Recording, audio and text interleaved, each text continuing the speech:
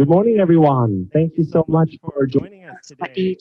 ทุกท่านนะครับเช้านี้ก็ขอต้อนรับ My name ทุ is กท่าน Dr. Bernard, and I'm from the Raoul Wallenberg Institute.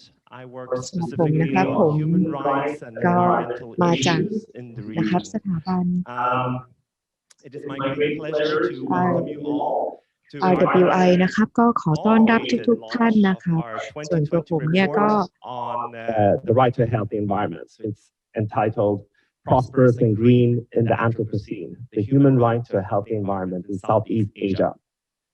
I would also like to welcome our online guests from around the world, wherever the camera is there.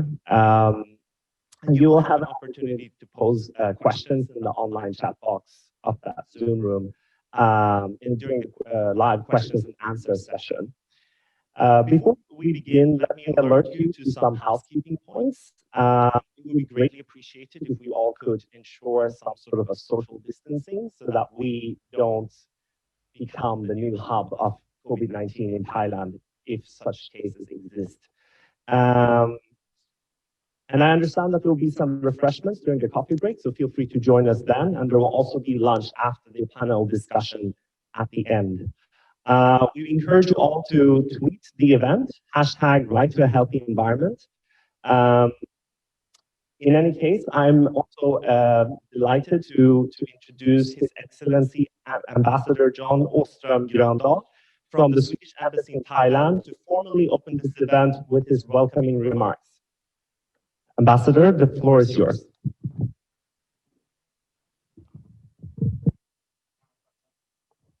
Thank you so much. It seems that the sound is not really in sync, but maybe we can do something about it. I'm thinking about our viewers online. I can hear my voice echoing in the room. Anyway, good morning, everyone. Dear distinguished participants here in Bangkok, but virtually also elsewhere. Great to be here.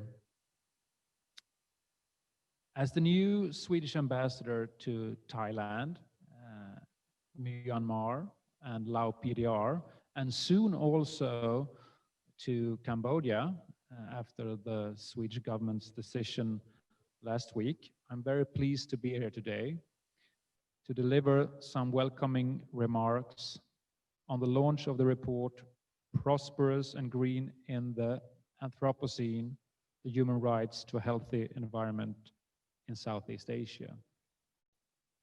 I would like to thank the representatives of Raoul Wallenberg Institute. I'm also very glad for this opportunity to reconnect with the Institute. I was a law student in Lund in the 1990s, and I wrote one of my theses for Professor Göran Melander that was on refugees. And in my role as president and chairman of the board of the Lund Association for Foreign Affairs, I worked a lot together with the Institute. So I'm very glad for this opportunity. I was very impressed by the Institute's work back then, and of course no less so today.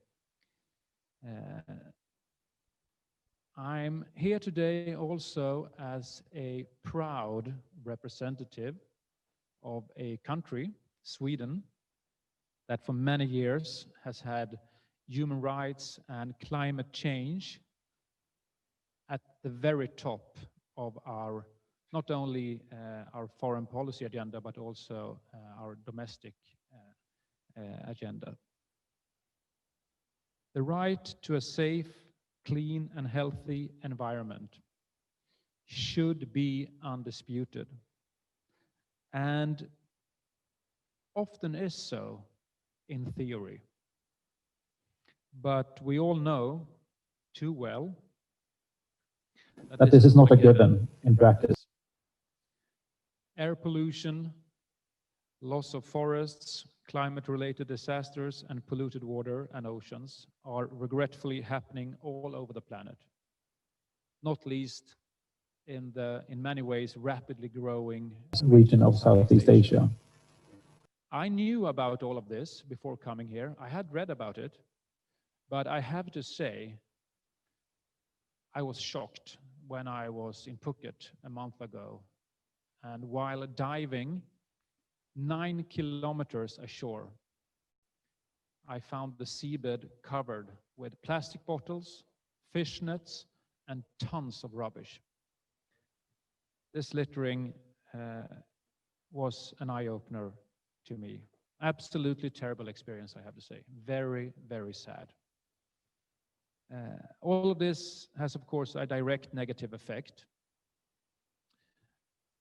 not only on the marine environment, but also on human health. And as always, the already vulnerable groups are the most affected. Many people, as we know, throughout the region is dependent on land and natural resources for their livelihoods. The right to a healthy environment is a human right, recognized in many national constitutions and regional instruments.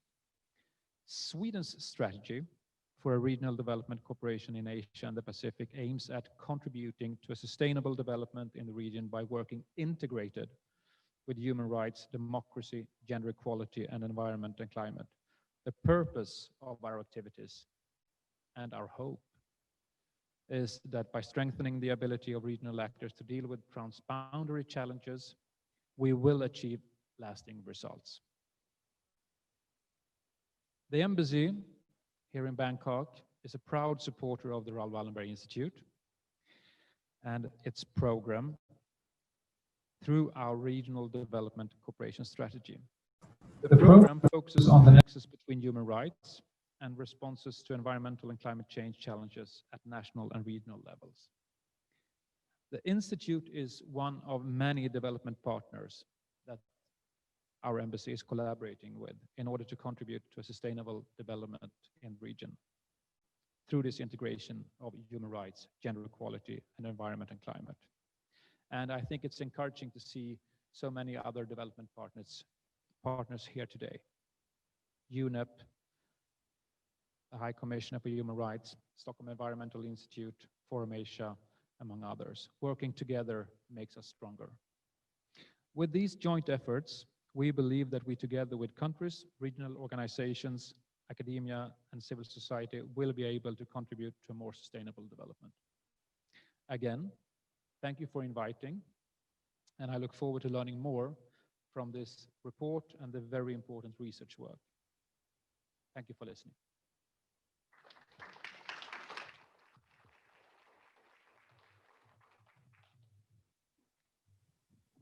All right, Mr. Ambassador, thank you so much for your very touching insights.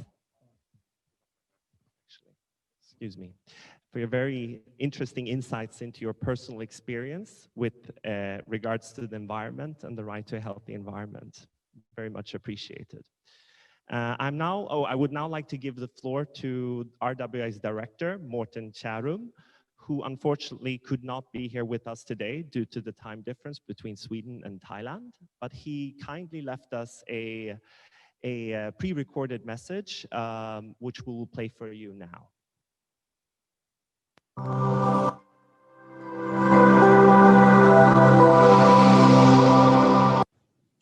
Distinguished ambassadors, colleagues and friends, it's a great pleasure for me to welcome you all to this launch of RWI's thematic study, Prosperous and Green in the Anthropocene, the human rights to a healthy environment in Southeast Asia.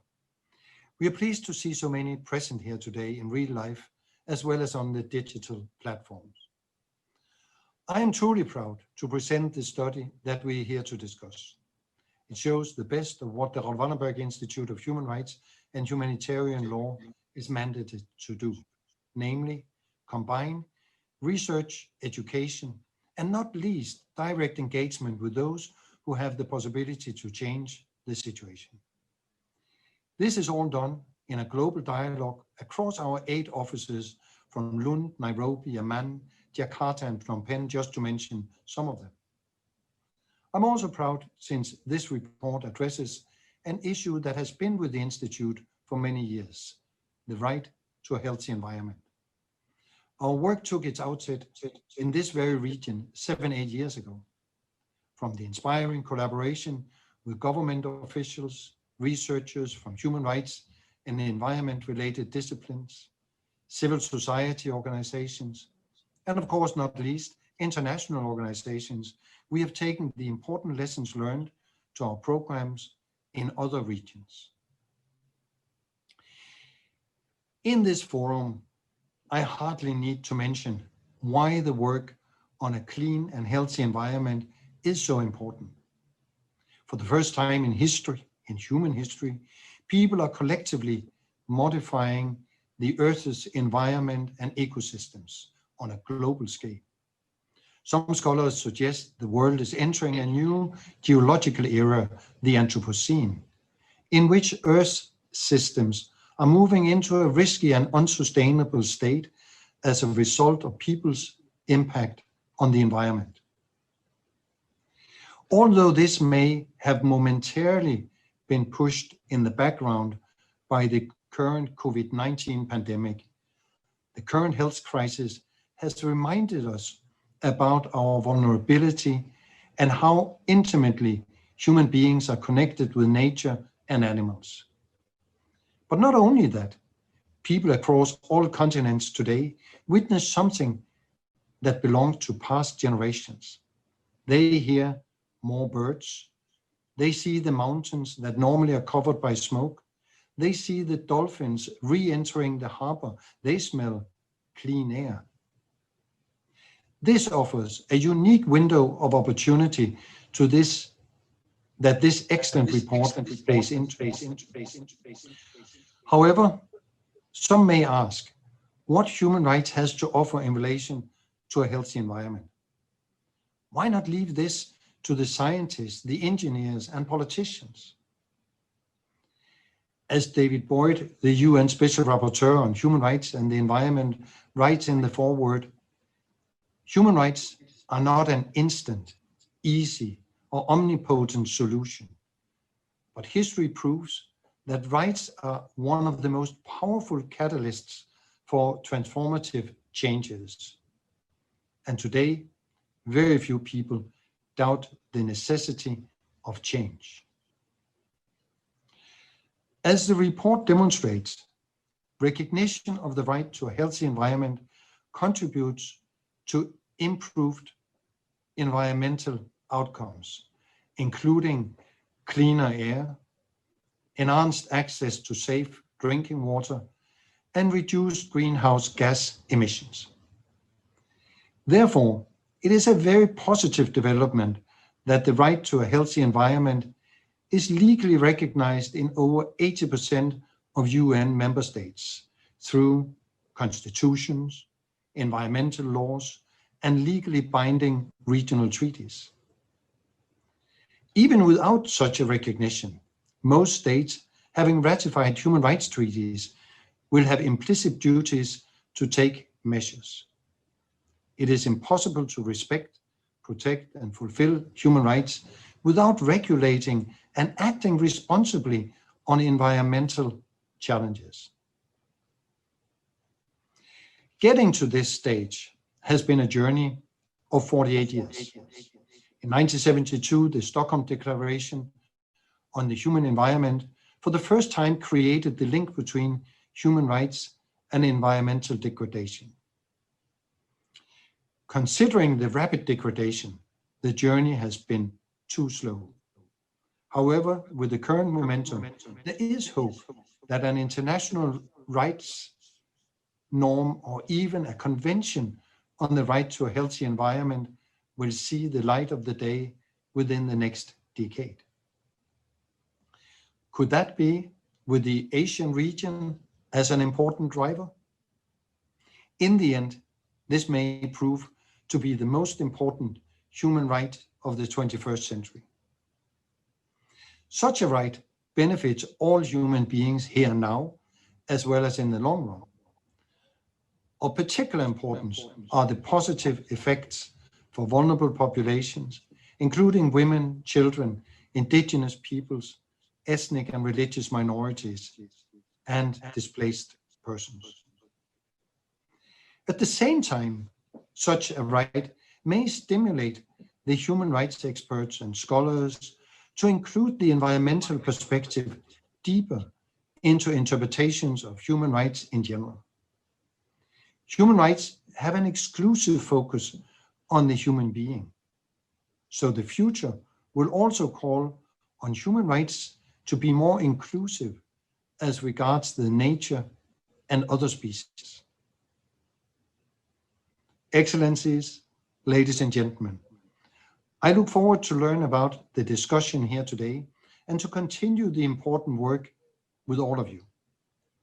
Finally, I want to thank the RWI staff and our many good partners in making this report and this event a reality. Thank you very much.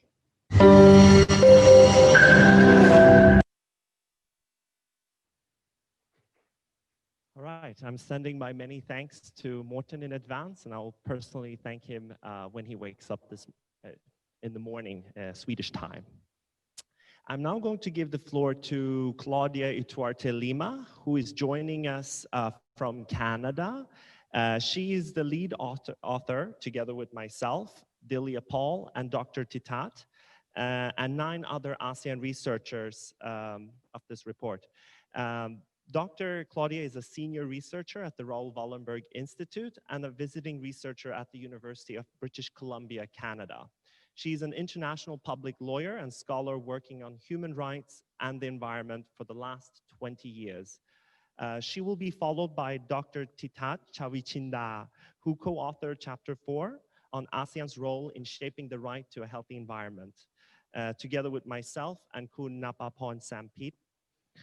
Dr. Titat lectures in law and development and the sociology of law at the National Institute of Development Administration's Graduate School of Law in Bangkok. Now I'm giving the floor to Dr. Claudia. Hello, everyone. It is a real pleasure to be here with you. We all depend on a healthy environment to thrive.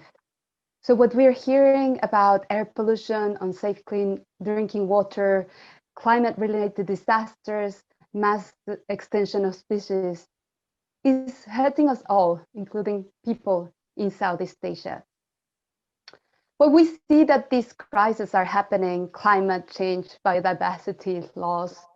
One question to ask is whether we need a broader frame, a frame that includes legal innovation, hope, empathy. Can we imagine a world where we all act on the basis of our common human dignity? I believe so. And when we were discussing together with the authors of this report, that I must say, I was extremely honored to be part of this process with such an engaged and knowledgeable team of co-authors. So we decided that we wanted to focus on examining the legal obligations concerning the right to a healthy environment, and also good practices. What were the progress? What are the innovations? And of course, also the obstacles. But we were wanting to see where are those seeds of transformation. And something that we found is that it is really important to look at the international environmental developments that have been going on for such a long time, and also the Sustainable Development Goals that are calling for this societal transformation to address the climate, the biodiversity, the poverty crisis.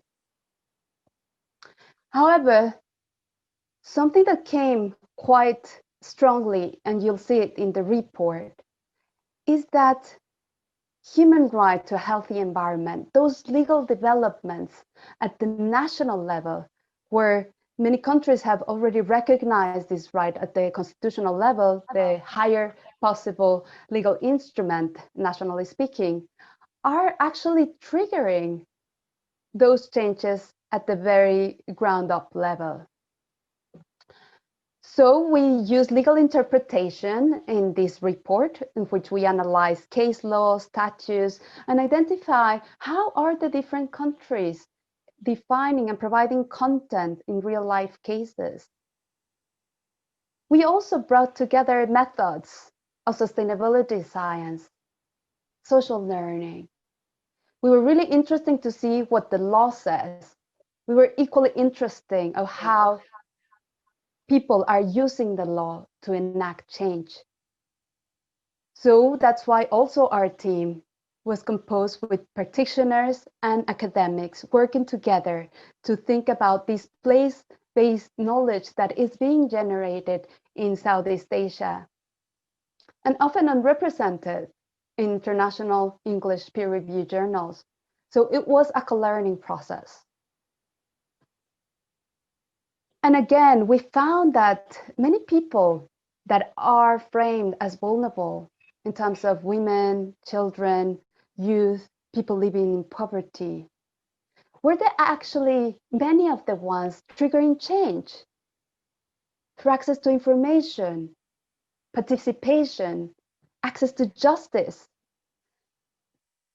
In Vietnam, Indonesia, Thailand, and the Philippines, they were using the explicit recognition of the right to a healthy environment in their constitutions.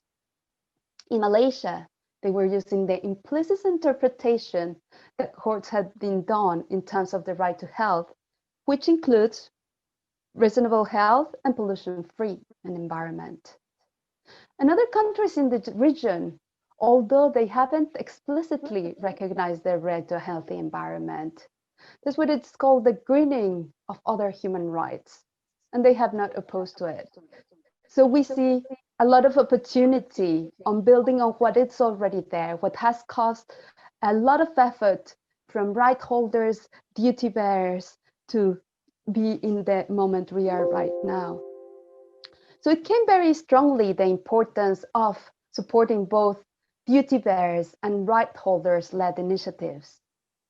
And just to name a few, you can have a specific dive into more concrete examples in the report. In Vietnam, for example, access to information in a thermal power plant that was requested to the Ministry of the Environment and Natural Resources, generating this dialogue with the ministry and an event that was going to cause significantly harm to marine biodiversity and to the livelihoods, including shrimp farmers, was prevented through this access to information. And this access for information is important in terms of accessing this information that it's in the hands of duty bearers. But something that is equally important is this sharing of information between right holders. We found, for example, in Myanmar, a rural network of women. So through a mobile app, they were able to communicate in real time. And we see that extreme weather events are making it more difficult to predict rain. So the agency of women in the region, we are finding that it is very important to really enact change, not only top down, but also grounds up, and how these two different processes can interact in a very constructive way. We have in Indonesia that besides recognizing the right to a healthy environment in the constitution, the environmental law entitles everyone to make recommendations and objections to business and other activities that can harm their environment. In Thailand, access to remedies, for example, in the case of a local community affected by a coal-fired power plant, affecting displacement, health by toxic pollution. After a long process, the Supreme Administrative Court of Thailand requested compensation for some of the plaintiffs that had been affected.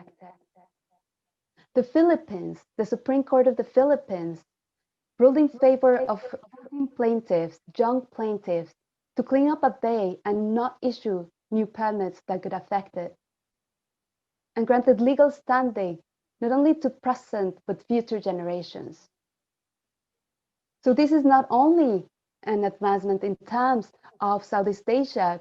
Many people from around the world are looking at those innovations coming from, for example, the legal standing of future generations, looking at the Southeast Asia developments. And now that we have seen some very concrete examples at the national level, at the regional level in terms of ASEAN, we have that in 2012, the ASEAN Human Rights Declaration recognized the right to a safe, clean, and sustainable environment. We see also challenges, for example, when we looked into the different instruments developed after this declaration. For example, the 2015 ASEAN Community Blueprints that my colleague Dr. Titat will be going more deeply on that. There is not a reference, an explicit recognition of this right and a right-based approach. It is implicit. We also find that many of these developments are really important. However, we need to go beyond well intentions to fully respecting, protecting, and fulfilling human rights. I have a challenging situation in terms of environmental human rights defenders that, like in the country which has been my home for many years, they are still harassed, threatened, sometimes jailed. So commitments, human rights commitments, are not only an option, they are an obligation under international human rights law. And having this enabling environment for this enjoyment of human rights, specifically the right to a healthy environment, yes, it's true that those vulnerable are most affected, but as with the examples I have shown you, women, youth, and other right holders, if working together and in synergy with other duty bearers, are not only benefiting themselves, but are also benefiting the whole society. So what are some of the recommendations that came out of our research? Well, individual and collective, as ASEAN as a region, could become party to the Aarhus Convention on Participation, Information, Access to Justice in Environmental Matters. While this convention started as a European convention, now it's open to all countries to become party. We have that several Central Asian are parties to this convention. They could choose another path, which could be like the Escazú Agreement in Latin America and the Caribbean, who decided that they wanted to do something regionally rooted, and they opted for this elaboration of this treaty, again, on information, participation, access to justice in environmental matters, that it's the first treaty that refers specifically to the rights of environmental defenders.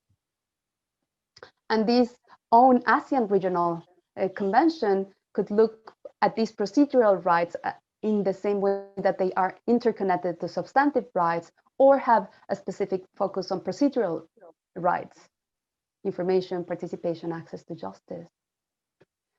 The explicit recognition of the right to a healthy environment and infusing this human rights-based approach within the ASEAN community blueprints, now lacking. We see also, as it was mentioned, ASEAN member states are parties to various both human rights and multilateral environmental agreements. So coordinating the right regional positions, making joint statements, can also provide this opportunity for the region to champion this right to a healthy environment that benefits all. And specifically, in the context of the Convention on Biological Diversity, who is currently negotiating its 2020 Global Biodiversity Framework, which will determine the next 10 years of the convention, there's a lot of interest on how do we include a human rights-based approach and this human and biodiversity nexus, which was the topic of the UN Special Rapporteur on Human Rights and Environment, Dr. David Boyd, to the UN General Assembly. So it couldn't be higher the stakes. It couldn't be a higher level that countries are realizing that this needs to be taken. So ASEAN member states and ASEAN as a region could also support these calls for the recognition of the right to a healthy environment by the United Nations. So I would just like to conclude by saying that human rights and caring for nature, the environment that we all depend on, are two sides of the same coin. And Southeast Asia, it is also the fight for everyone to enjoy a healthy environment, leaving no one behind. And this race to save our beautiful planet. So thank you very much. And this is, as I mentioned, a joint presentation of the co-authors that I was really pleased to work with.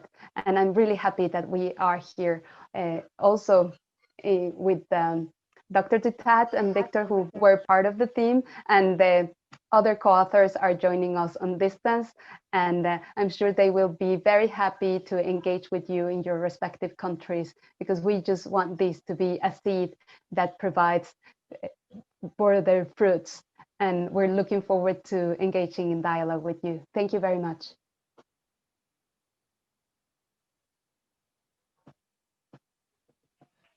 Thank you so much, Dr. Claudia. If you can see me, I would like to give the floor to Dr. Titat. I'll just bring up my computer so that he can look at his presentation.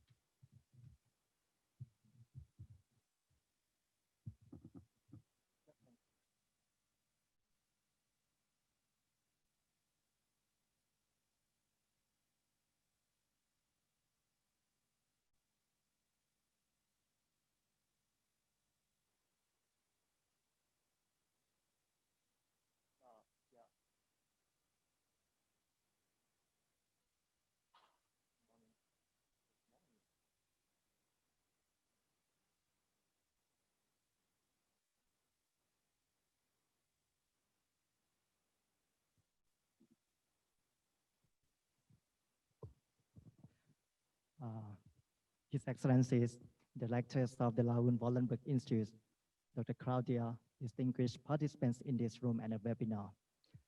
My name is Titat Chwijinda. On the behalf of the Chapter 4 that I work with my colleagues that are Victor Bernard and Napapon Senpit, I come to present some idea and some thoughts about the ASEAN's role in shaping the right to a healthy environment in Southeast Asia. I would like to begin to open my presentation in three points. The first one is about the research questions of the Chapter 4, that we start with what does the ASEAN say about the right to a safe, clean, and sustainable environment, and how to strengthen it in the region. And the second, I will start with how we're looking for the answers. And the third, I will come for the recommendations. Some of the presentations come from the Chapter 4 and the Chapter 7 that is appear in the thematic report that you have. When we start with these questions and we look at from the lens of the legal policies and institutional frameworks in the region, we come with this. We look at most of the legal international agreements or the conventions in the Southeast Asia. We frame the questions and we come to the ASEAN charters, ASEAN human rights declarations. We look at the 2 of 3 environmental agreements in the ASEAN that about the ASEAN agreements on the conservations of nature and natural resource. We look at the ASEAN agreements on the transboundary health pollutions. At the same time, we also look at the draft framework agreements on the access to biological and genetic resources. Then we pop up that only the legal instrument is not enough. We go for the ASEAN's policy as well. So we look at the 3 ASEAN's community groupings by 2025. So as many knows about the ASEANs, we have 3 pillars. So we look at the ASEAN political security communities, ASEAN economic community, and ASEAN social cultural communities. So all of this, the documents we are looking for what kinds of the ASEAN says about the right to the healthy environment. Surprisingly, what we found. At the beginning, we assumed that the ASEAN has recognized many substantive and procedural elements of the right to a healthy environment in the regions. Of course, it's true, but it's not all respect. We found that the ASEAN's human rights declarations has been legally recognized the right to a safe, clean, and sustainable environment. Of course, we also found other regional environmental law and policy framework, as it says, it conclude both the substantive and the procedural elements of the right to a healthy environment.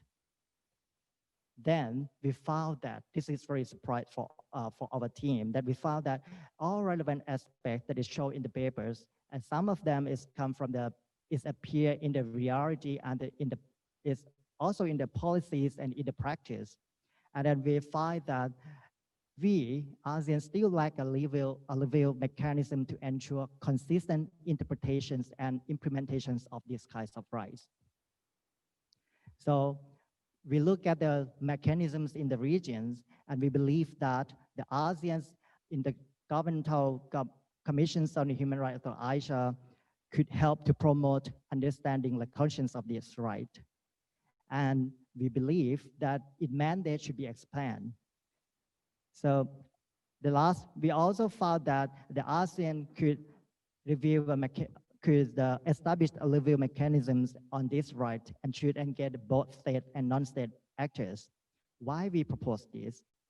Because we believe that when we look at the mechanisms in the Southeast Asian in ASEAN, we found that Asia will be the main institutional level that play a key role in enforcing the human rights in these regions.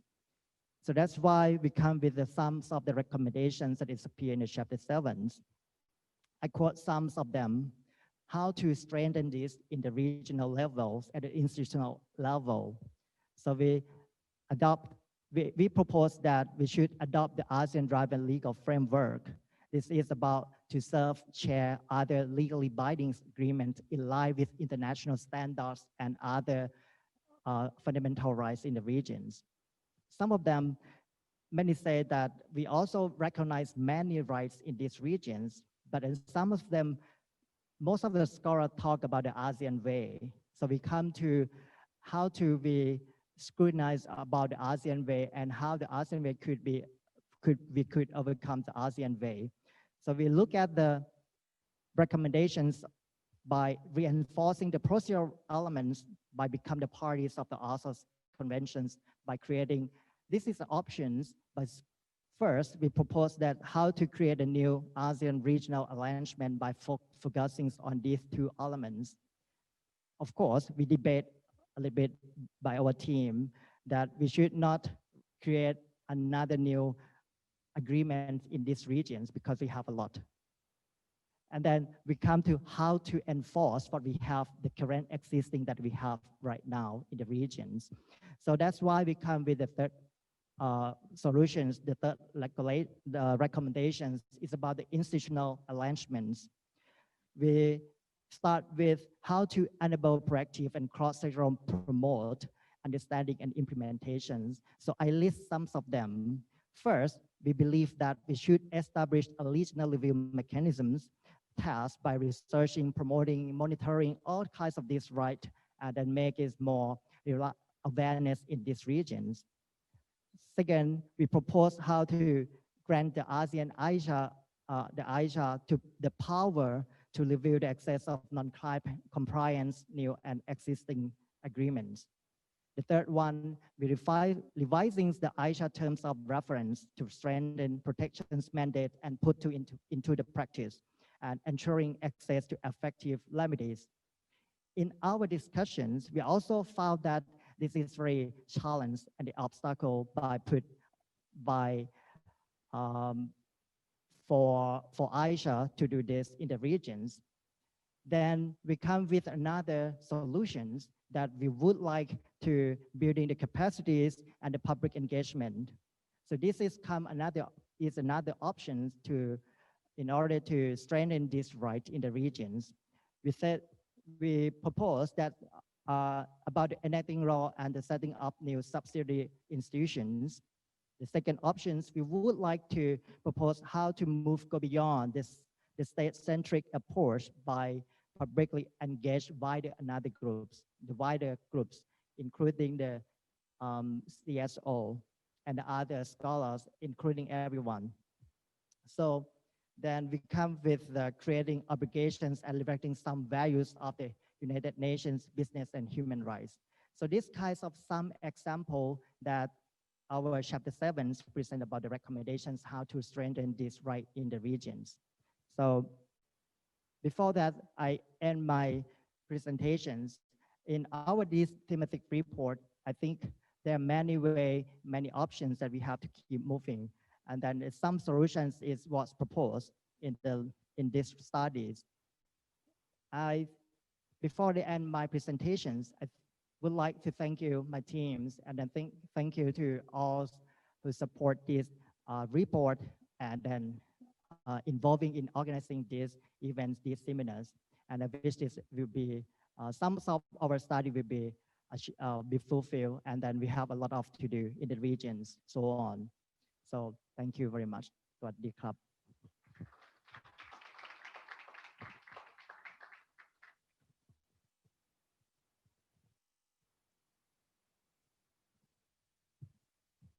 Well, I thought it's going to be longer. Anyway, please make some more noise for Dr. Titat. Thank you very much. Thank you very much to Ajahn Titat for your very interesting presentation on the Asean perspective to the right to a healthy environment. And also Dr. Titat will now join us in the panel discussions together with Dr. Claudia and my three guest panelists who I will be introducing in a moment's time while we're setting our chairs. But first of all, please allow me to introduce myself for a little bit. My name is Pipu Phumkaeoka. I'm a news anchor on Channel 29 and also on the Standard, which is an online news agency. I will be hosting our sessions for the now and next. And ladies and gentlemen, please welcome our panelists who will be with me right now. First, I have Ms. Sarah K. Phillips, who is a doctoral fellow in sustainability and environmental politics at the Stockholm Environment Institute, where she works with the climate change, disasters, and development research theme. Yes, please be on stage. Thank you very much.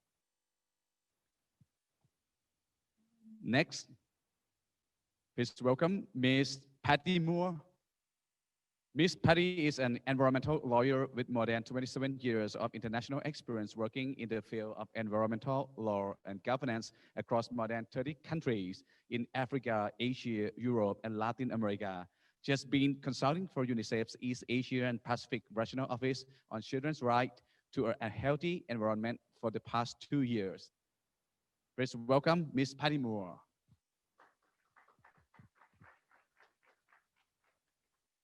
Both Ms. Sarah and Ms. Patty will share their comments and reflections on the report.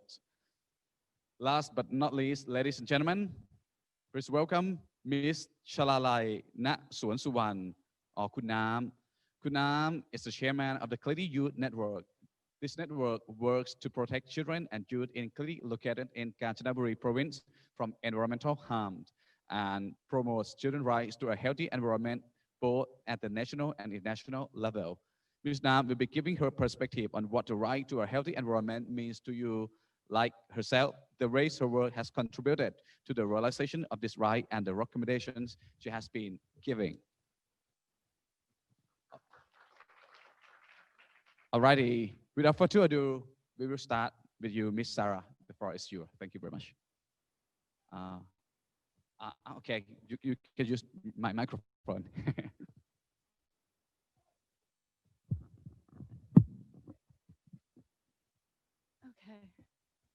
Can you hear me okay? Okay. Thank you, Dr. Ituarte Lima and Dr. Titat, for your insights into and analysis of this very timely and crucial topic. Thank you also to the Raoul Wallenberg Institute, and especially to Victor, for inviting me to participate in today's event. I am delighted to have the opportunity to be part of this discussion with my fellow panelists as we consider the very important right to a healthy environment. So I have three overarching points of consideration I would like to address with my time. And the first considers the matter of Asean and some of the insights generated by the report. And second, I'd like to briefly link the report with some of the research that we're currently undertaking at the Stockholm Environment Institute here in Bangkok, which also ties into the final issue I've been asked to address regarding potential opportunities for organizations that are working in the research and practice interface.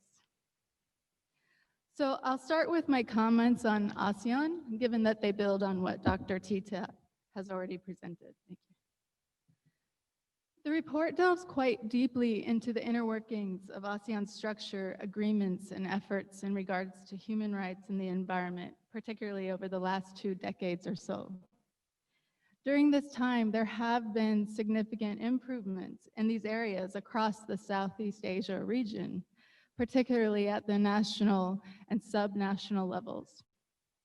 Despite this, it is worth pondering further the foundational principles of ASEAN in the context of the organization's ability to act as a regional enforcement body of some nature.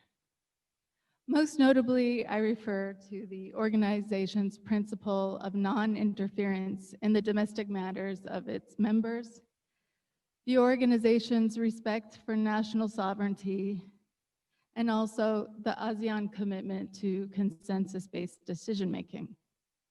This is, as the report notes, considered the ASEAN way, as Dr. Titat also mentioned. And this way has provided a platform for strengthened diplomatic relations among members, as well as increased economic cooperation, and of course, the creation of environmental and human rights agreements. And while these foundational principles may not provide the most suitable basis for regional implementation or enforcement of legal norms, over the last several decades, there has been a shift towards what researchers characterize as more legalization in the ASEAN context. However, such efforts continue to be balanced against the ASEAN way, particularly non-interference and national sovereignty. And so I think it's worthwhile to consider then, in the context of a right to a healthy environment, how practitioners and researchers can productively engage with the organization as it is currently structured, and in light of these foundational principles. This is not to say that there should not be aspirations towards what can be accomplished in the ASEAN context, but only to urge more critical engagement with the present platform that ASEAN offers and for the furtherance of the right to a healthy environment.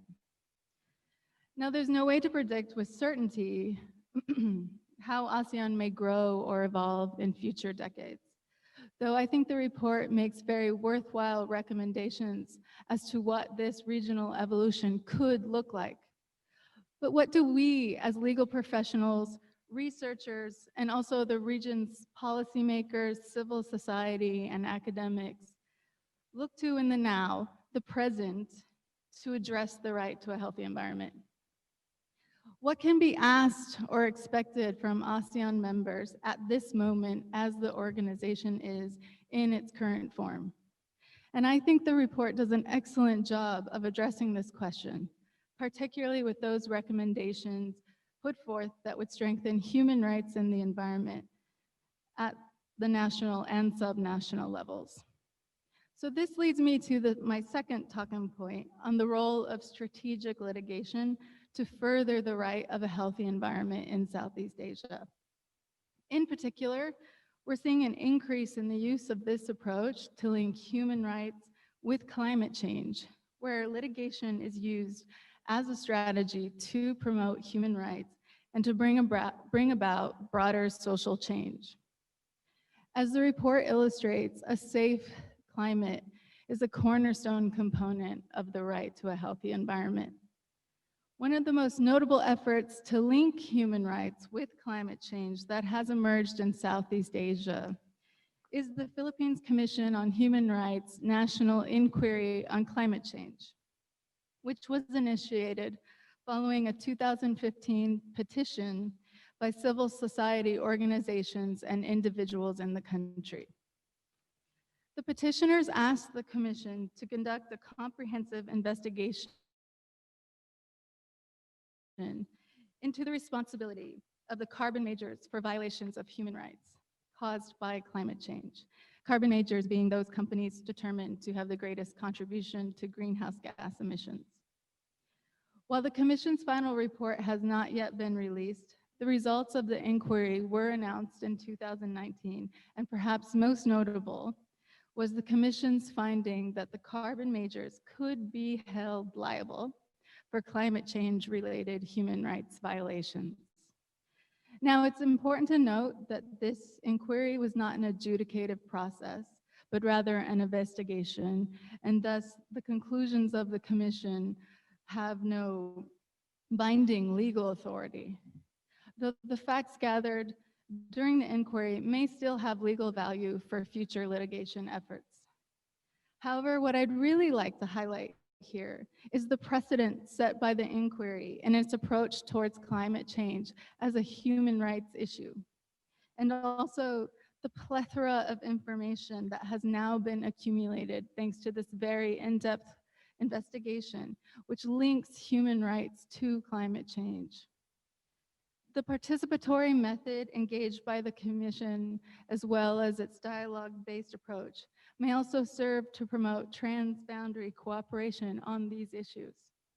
This was a creative global endeavor to address and connect issues that thus far have had difficulty making traction in Southeast Asia, utilizing traditional legal approaches. And in this way, the inquiry may provide important lessons for pathways of maneuverability within the ASEAN context and at the national level for the region's countries. So now to the final topic of my comments, which is really an attempt to answer the question, how can organizations working in the research practice interface contribute to implementing the report's recommendations? Well, there's really no simple answer to this question. I think there are certainly pathways for organizations to contribute. In particular, in the areas of promoting access to information and access to justice and effective remedies for groups, communities, and individuals who are most vulnerable or at risk to environmental harm. To this end, organizations begin by re-examining the way they implement projects in light of the right to a healthy environment, drawing on guidance provided by the framework principles on human rights and the environment. This can include reevaluating what organizations ask of partners, refocusing project efforts to be inclusive of human rights in their totality, which integrates gender and women's roles into the human rights framework. Additionally, what organizations to be considered to be desirable outcomes can be realigned. To accomplish these tasks, organizations themselves will need to define their approach to a right to a healthy environment, which would likely be framed in the context of the organization's missions or its areas of expertise. There should not be an assumption of organizational knowledge as to what this right looks like, but rather organizations can promote cohesive guidance through the development of documents for internal dissemination and via ongoing trainings, which should evolve with our knowledge base as it develops. On the ground, leadership and capacity development can be supported through the creation of rights-promoting toolkits. These types of toolkits have long been in use and practice in various jurisdictions and often have found great success in promoting access to information and justice for populations that might otherwise be unaware of their rights or unclear how to mobilize those rights for change. Cooperation across organizations and information sharing of various toolkits and project design could work to create an environment of empowerment with a broader reach. Such approaches can also extend to policymakers and institutions with the aim towards greater public engagement and transparency. So before I close, I just want to reiterate what a useful and comprehensive foundation this report provides in terms of what must be considered to further the right to a healthy environment in Southeast Asia. As the report makes clear, this is an issue of global importance, but with a multi-leveled solution. To this end, there have been some very exciting developments in the region that work to promote this right. And it is my hope that we will continue to learn from the example of ASEAN countries, both individually and collectively. Thank you.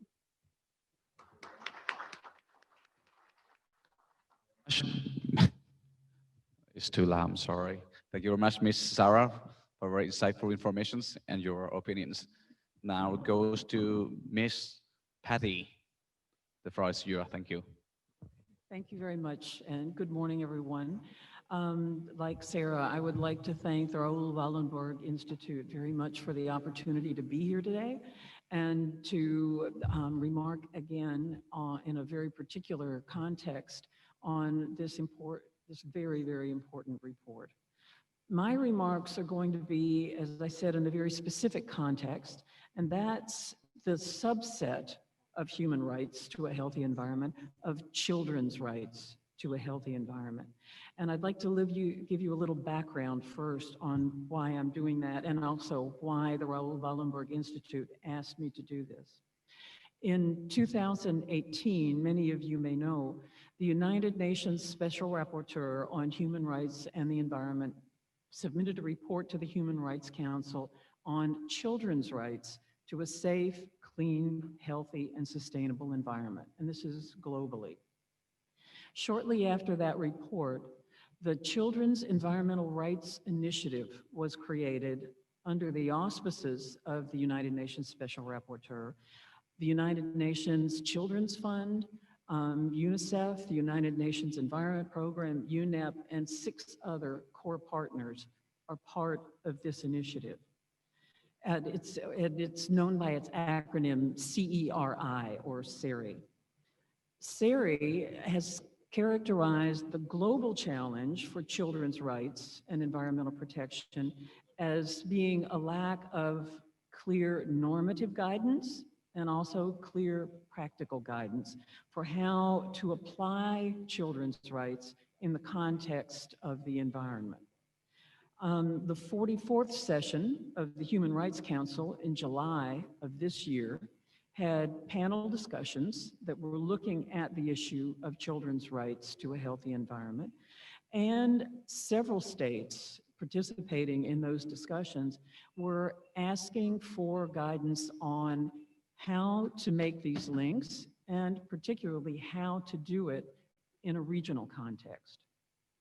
Later in July of this year, the regional offices of UNEP, UNICEF, and UN Human Rights convened a virtual expert meeting to begin to develop principles for human rights and the environment, and children's rights to human rights and the environment in ASEAN, specifically in ASEAN.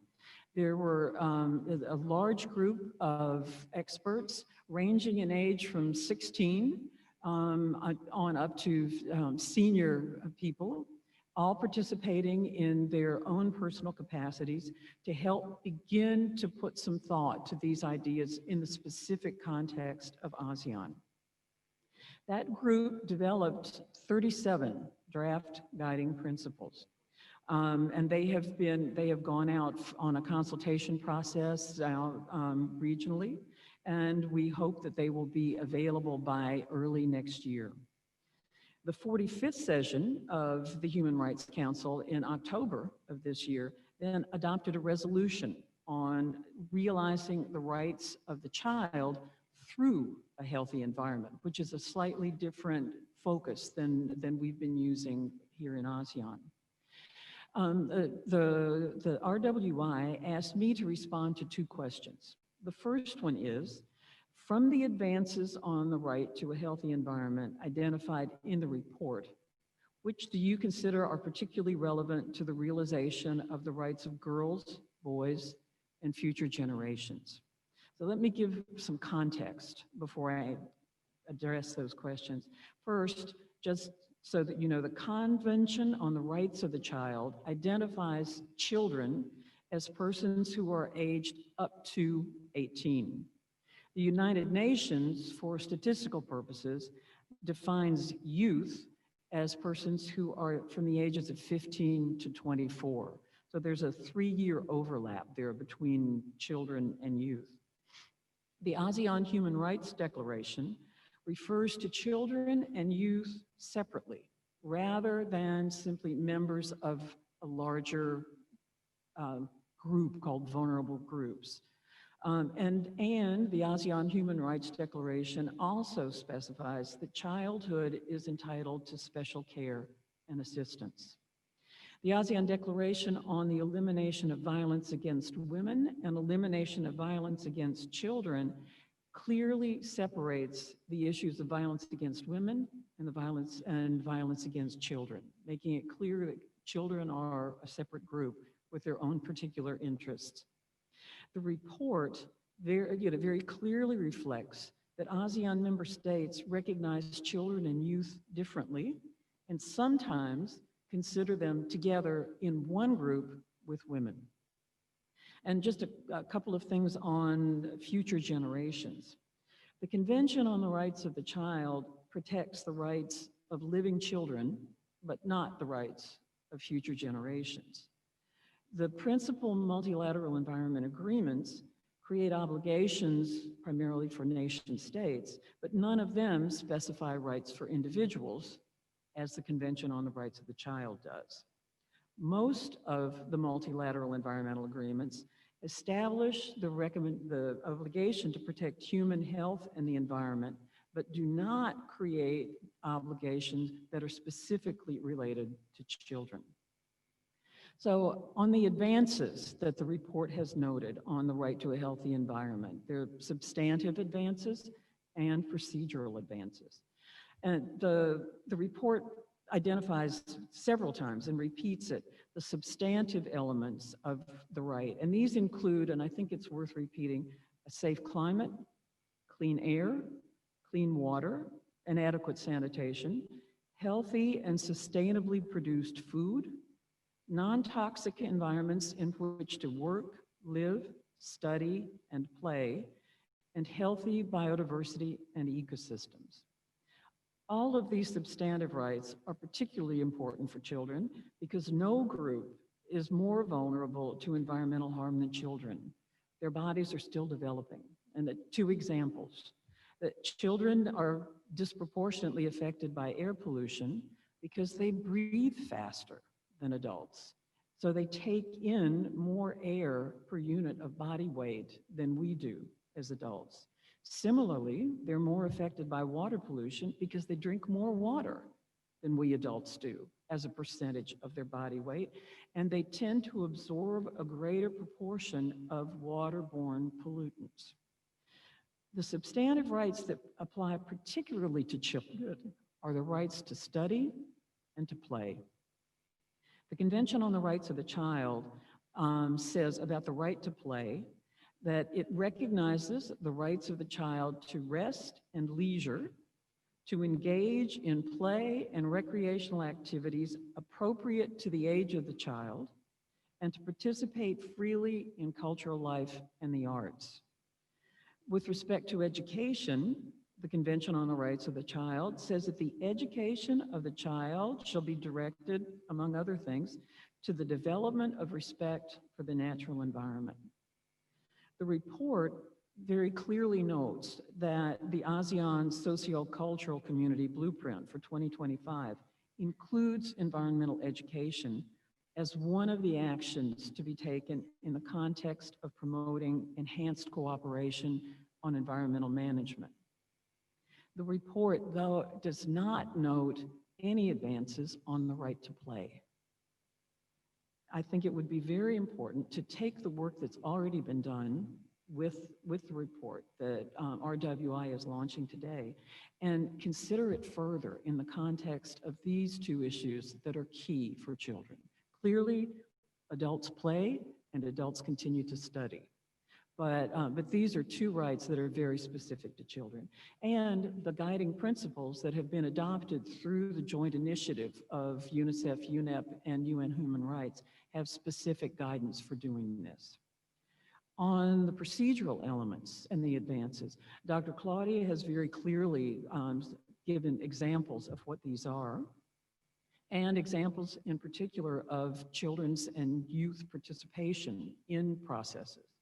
One of the things that would be even more important would be to ensure that information that is child-friendly, and this means age-appropriate in particular, because children who are 6 years old need information in different languages and formats than children who are 18 years old. Globally, the right of children to participate has been acknowledged for many years. Among the multilateral environmental agreements, the World Heritage Convention has had a youth forum since 1995. The Convention on Biological Diversity has created the Global Biodiversity Youth Network. And the Climate Change Convention has a group called YOUNGO, Y-O-U-N-G-O, which meets before the conferences of the parties every year. The United Nations has a major group on children and youth, and UNEP also has a separate major group on children and youth. Regionally, ASEAN has a children's forum that has been convened at least 5 times, most recently in 2018. The ASEAN Intergovernmental Commission on Human Rights has convened forums for youth, and the ASEAN Sociocultural Community Blueprint proposes a mechanism that would allow children to participate in ASEAN processes. It's very important that these initiatives be expanded, particularly, again, as I said earlier, to make child-friendly information available. And again, the guiding principles that have been adopted under, or that have been developed under this joint initiative have specific guidance for doing this. The second question I was asked to address is, in which way do you think UN organizations and donors can contribute to country-driven and locally grounded processes to implement the recommendations put forward by the report? Please select one of the recommendations targeting natural actors and another targeting ASEAN. So these, for both the substantive and the procedural advances, I believe that UN agencies could contribute by encouraging and supporting these initiatives. And in particular, UNICEF will continue the work it's doing to implement the Convention on the Rights of the Child in ASEAN. UNEP will continue the work that it has been doing for decades to implement the multilateral environmental agreements. And UN Human Rights will continue the work that it is doing with ASEAN member states on implementing all of the human rights conventions. And all of these UN agencies can continue to participate in and promote the work of the Children's Environmental Rights Initiative. In particular, one of the recommendations of the report refers to strengthening access to justice.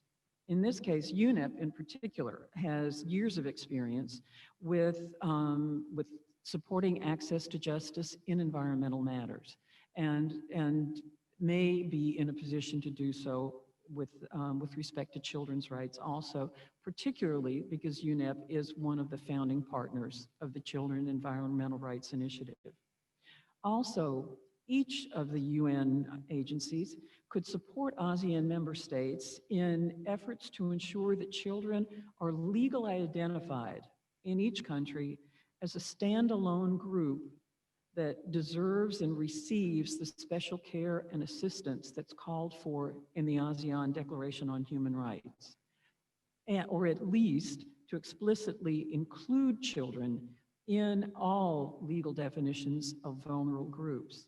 And I say that because in some countries there are several different laws that identify vulnerable groups, and even in one country, they may not all identify the members of those groups in the same way, and children may be left out.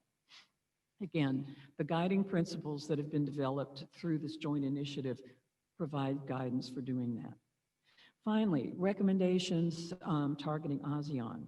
These 3 UN agencies can encourage and support ASEAN by supporting the ASEAN Children's Forum, supporting ICHAR in convening future youth forums, collaborating to issue joint statements on children's rights to a healthy environment. And UNICEF has already done this with the ASEAN Secretariat last year in 2019, which was the 30th anniversary of the Convention on the Rights of the Child. And ASEAN and UNICEF issued a joint statement reaffirming their joint commitment to advancing the rights of the child in ASEAN.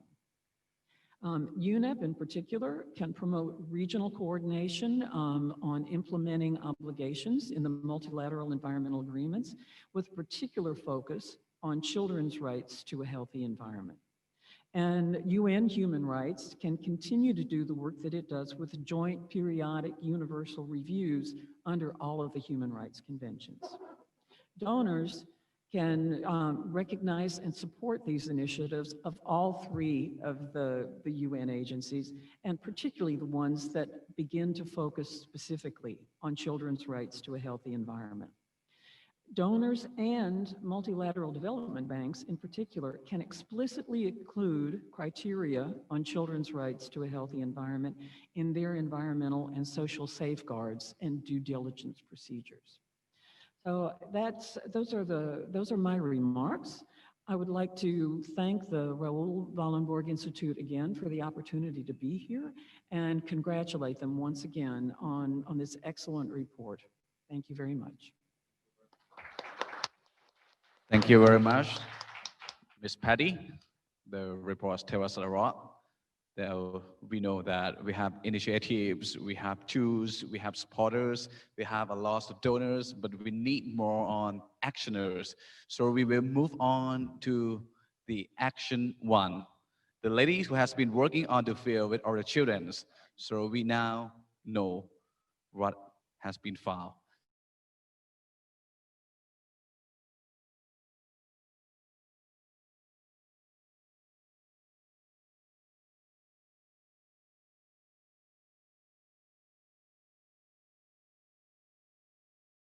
เพราะว่าน้ำเกิดและเติบโตในพื้นที่ที่ไม่เคยรู้เลย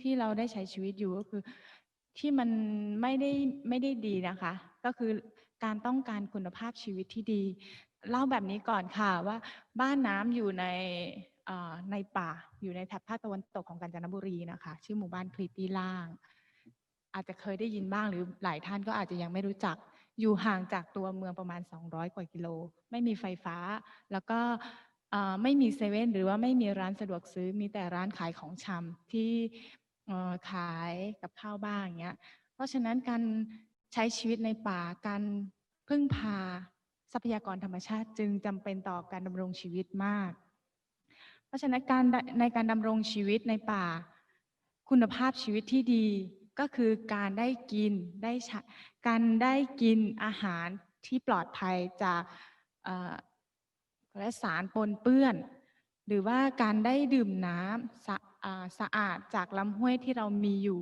แล้วก็ได้สูดอากาศบริสุทธิ์จากอากาศที่มันควรอากาศที่ดีที่มันควรจะเป็นเพราะฉะนั้นที่เล่ามาเนี้ยคลิตี้ไม่ได้รับสักอย่างนะคะเนื่องจากว่าในพื้นที่คลิตี้ล่างมีการปนเปื้อนของสารตะกั่วเนื่องจากการทำเหมืองแร่เมื่อปี2510แล้วก็ได้รับผลกระทบเมื่อปี2518ซึ่งเกิดผลกระทบก่อนที่น้ำจะเกิด เพราะฉะนั้นน้ำเกิดมาในช่วงเวลาที่เขาเรียกว่าเป็นผู้ได้รับผลกระทบตั้งแต่อยู่ในท้องแล้วก็ทุกวันนี้ปัญหาอันนี้มันก็ยังไม่ได้รับการแก้ไขหรือยังแก้ไขไม่สำเร็จนะคะถึงแม้ว่าจะมีการพยายามในการฟื้นฟูให้ลำห้วยหรือว่าพืชผักริมห้วยได้กลับมาใช้เหมือนเดิมก็ตามแต่มันก็ยังไม่เกิดผลแล้วก็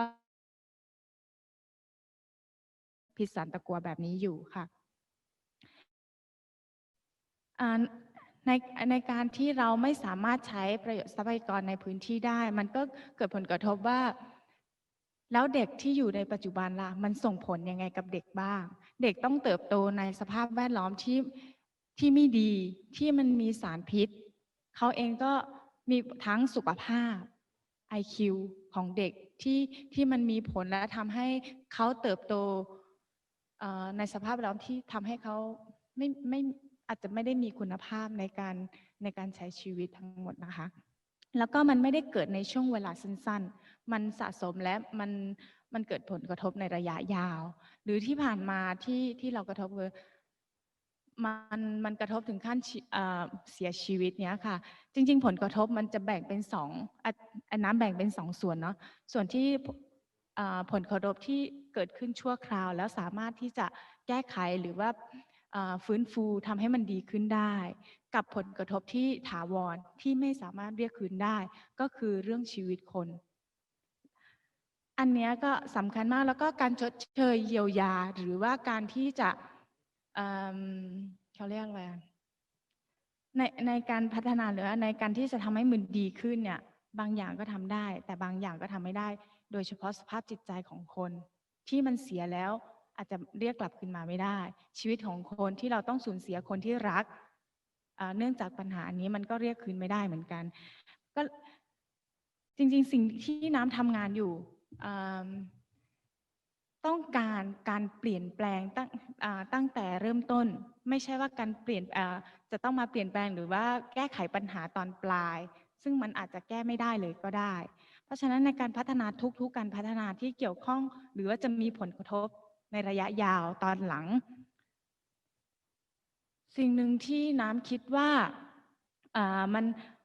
มันจะเป็นการวางแผนอนาคตที่ดีก็คือต้องมีเด็กและเยาวชนเข้าไปมีส่วนร่วมในทุกกระบวนการหรือขั้นตอนของการที่จะตัดสินใจว่าจะทำอะไรแล้วผลที่ตามมาจะเป็นยังไงคนที่ใช้ชีวิตต่อคนที่วางแผนตอนนี้เป็นผู้ใหญ่แต่ผู้ใหญ่อย่าลืมว่าเด็กมันจะต้องใช้ชีวิตในอนาคตในสิ่งที่ผู้ใหญ่วางแผนไว้ด้วยเช่นกันเพราะฉะนั้นในการให้ความรู้และให้เด็กเข้ามามีส่วนร่วมในการเรียนรู้ในกระบวนการคิดในกระบวนการออกแบบเด็กจึงมีความสำคัญซึ่งตรงนี้ณตอนนี้ก็ยังไม่มี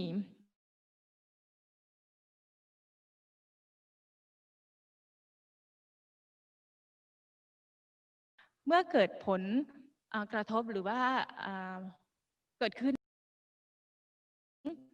ความยุติธรรมก็ยากอย่างเช่นความยุติธรรมในเรื่องของการเข้าถึงทรัพยากรธรรมชาติความยุติธรรมในเรื่องของการเรียกร้องสิทธิ์จริงๆนะว่าสิทธิ์นี่มันเท่ากับความเป็นเจ้าของร่วมเนาะถ้าเรารู้ว่าเราเองเป็นเจ้าของด้วยเราก็มีสิทธิ์ในการจัดการนั้นๆอย่างเช่นในทรัพยากรที่บ้านเราคิดว่าเราใช้ประโยชน์แล้วเราปกป้องทรัพยากรที่มีอยู่เพราะเนื่องจากว่าทรัพยากรนี้มันคือชีวิตของเรามีสิทธิ์ที่จะบอกว่า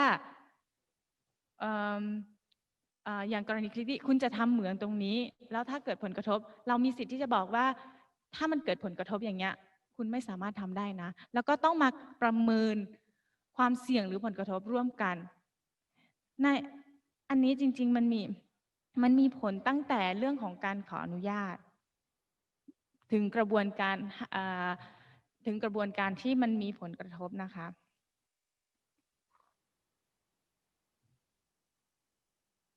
แล้วก็อีกอันหนึ่งก็คือสุดท้ายจริงๆที่เข้ามาทำงานด้านเขาเรียกสิทธิ ชุมชนและสิทธิเด็กในเพื่อที่จะอยู่ในสภาพแวดล้อมที่ดีได้เนี่ยไม่ใช่เรื่องง่ายนะคะสำหรับเด็กบ้านนอกคนหนึ่งที่จะเข้ามามีได้พูดในที่สาธารณะแบบนี้ต้องฝึกฝนตัวเองอย่างมากและไม่ใช่เด็กทุกคนที่จะมีโอกาสที่จะมายืนตรงนี้น้ำอาจจะโชคดีแล้วก็ได้รับโอกาสจากหลายๆท่านที่ให้โอกาสได้มาพูดแทนเสียงของชุมชนที่ไม่เคยรู้ว่าสภาพแวดล้อมที่ดีมันเป็นยังไงอันนี้สำคัญมากและคิดว่าก่อนหน้านี้เราก็ไม่รู้เราคิดว่าเรามีชีวิตที่ดีและได้ใช้ทรัพยากรที่ดีแต่พอมันมีผลกระทบเรารู้สึกว่ามันกระทบกับเราจริงๆนะ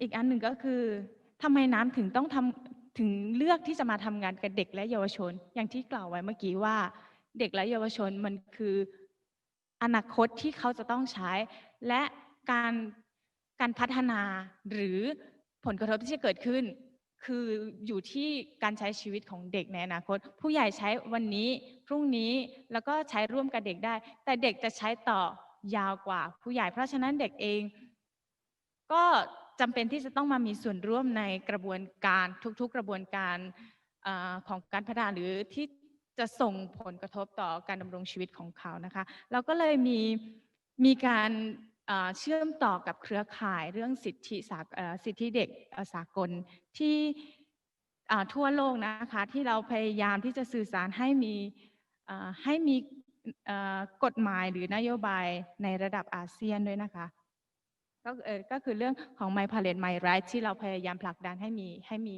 กฎหมายและนโยบายเกิดขึ้นค่ะขอบคุณค่ะขอบคุณคุณน้ำครับ Thank you very much Miss Nam It's a bit sad to hear about her life she was the one of the many children who was born and raised in such a bad environment Thai people also know about the big case about the Kliti community in the end they won but before that they have suffered a lot That's too bad.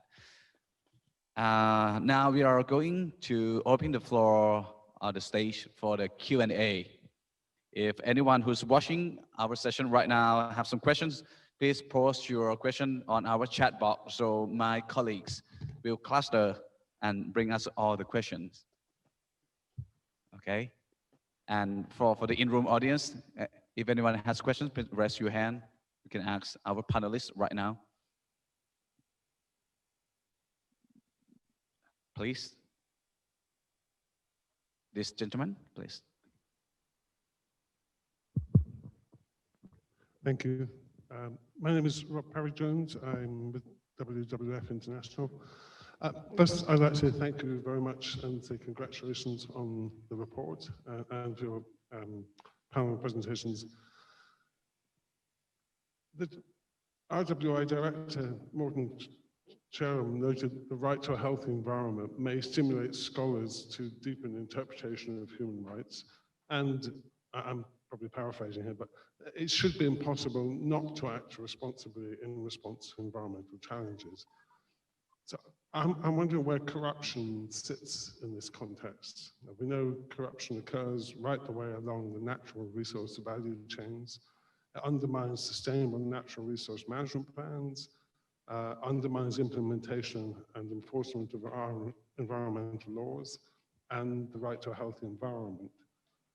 We heard mention from Sarah Phillips of the framework principles and the guidance there specifically calls upon states to address corruption.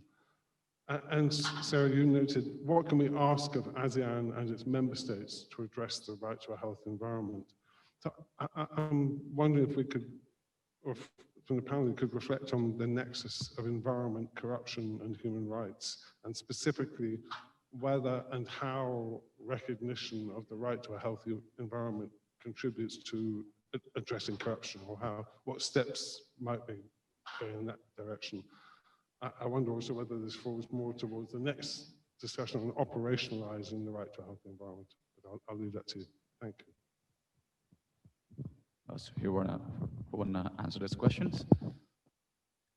Miss Sarah or Miss Patty, please.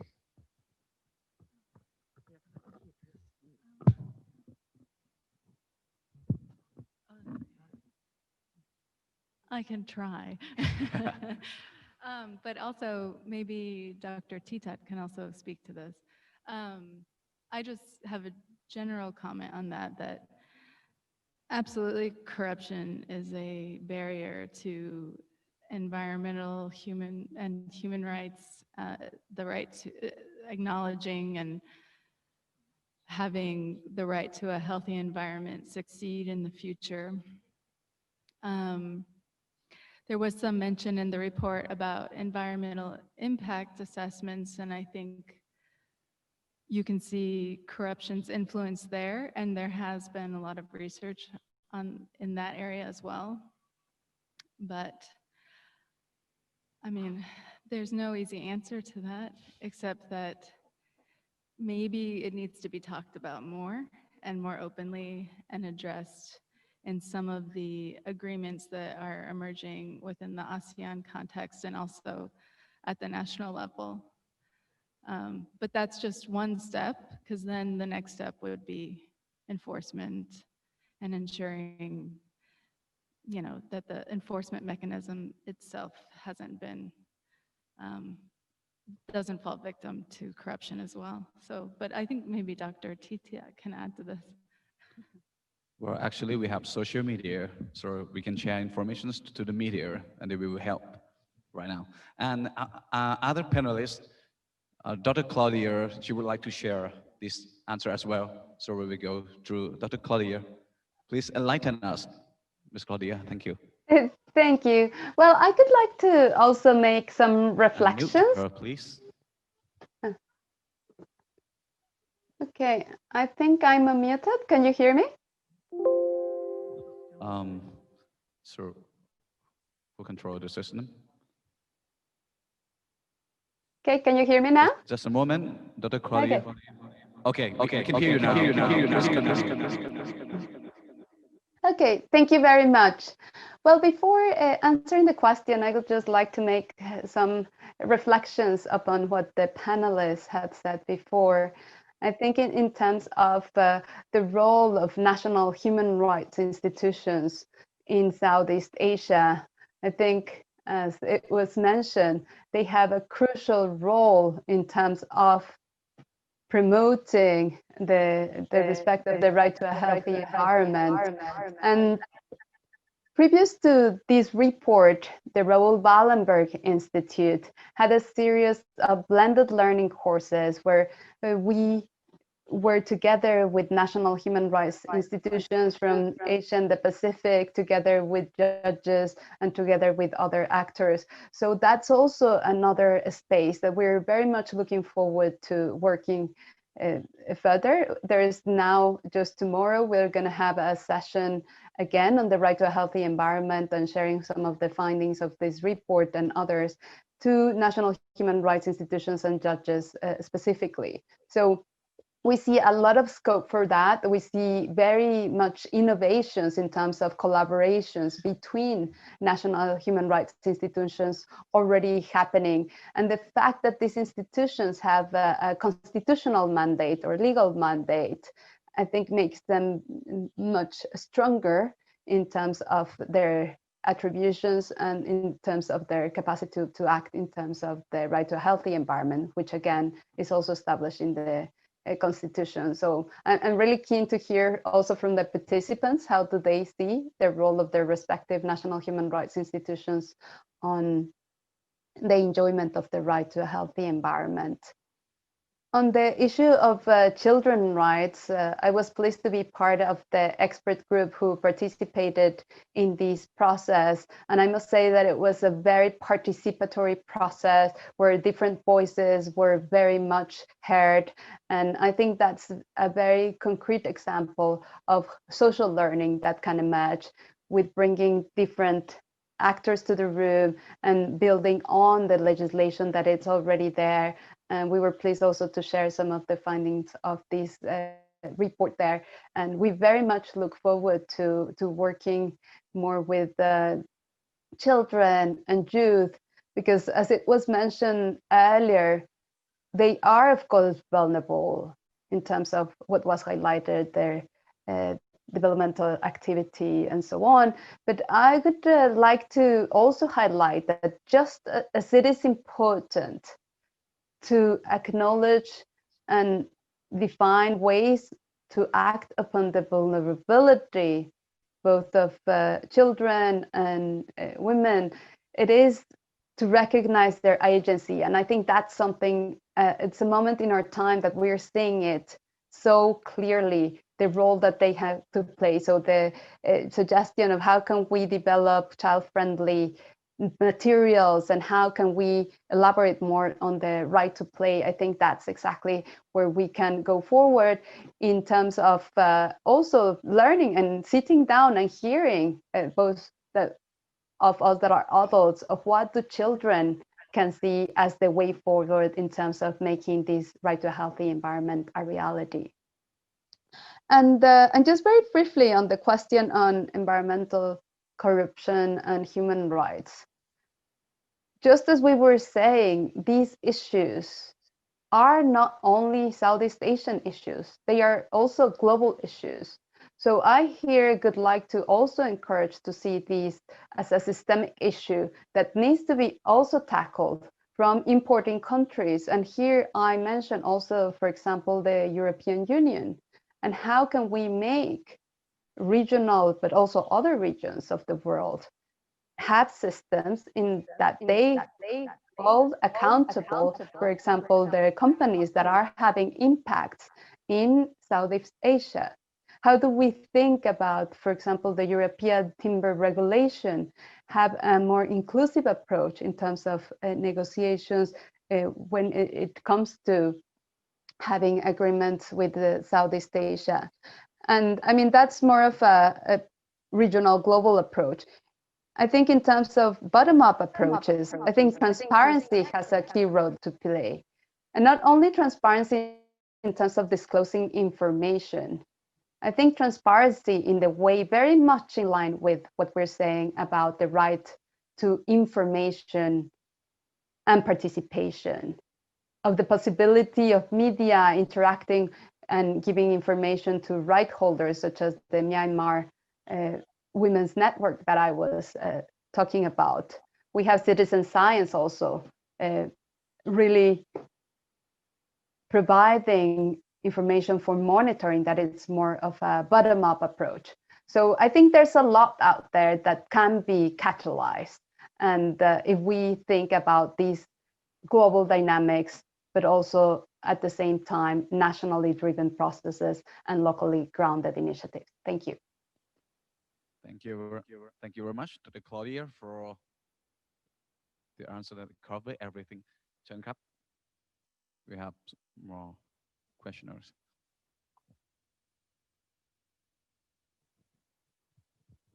Hi. Thank you very much, both the researcher and the panelists. I have a question with the acknowledgement of importance of legal frameworks, both international, regional, and domestic law. But in the developing country like Thailand or ASEAN, I think the main issue in this region maybe is the enforcement. So my question is, ask the panelists, what do you think are the main or crucial factors that make recognized rights, in this case, environmental rights, be implemented in these developing country context? So one panelist talked about strategic litigation. What I want to learn is what is factor that make strategic litigation possible. So we in the region can learn from you, and even when we have legal framework, we can make it implementation. Thank you very much. Okay, so who to be answer these questions? It's going to be you, Miss Patty.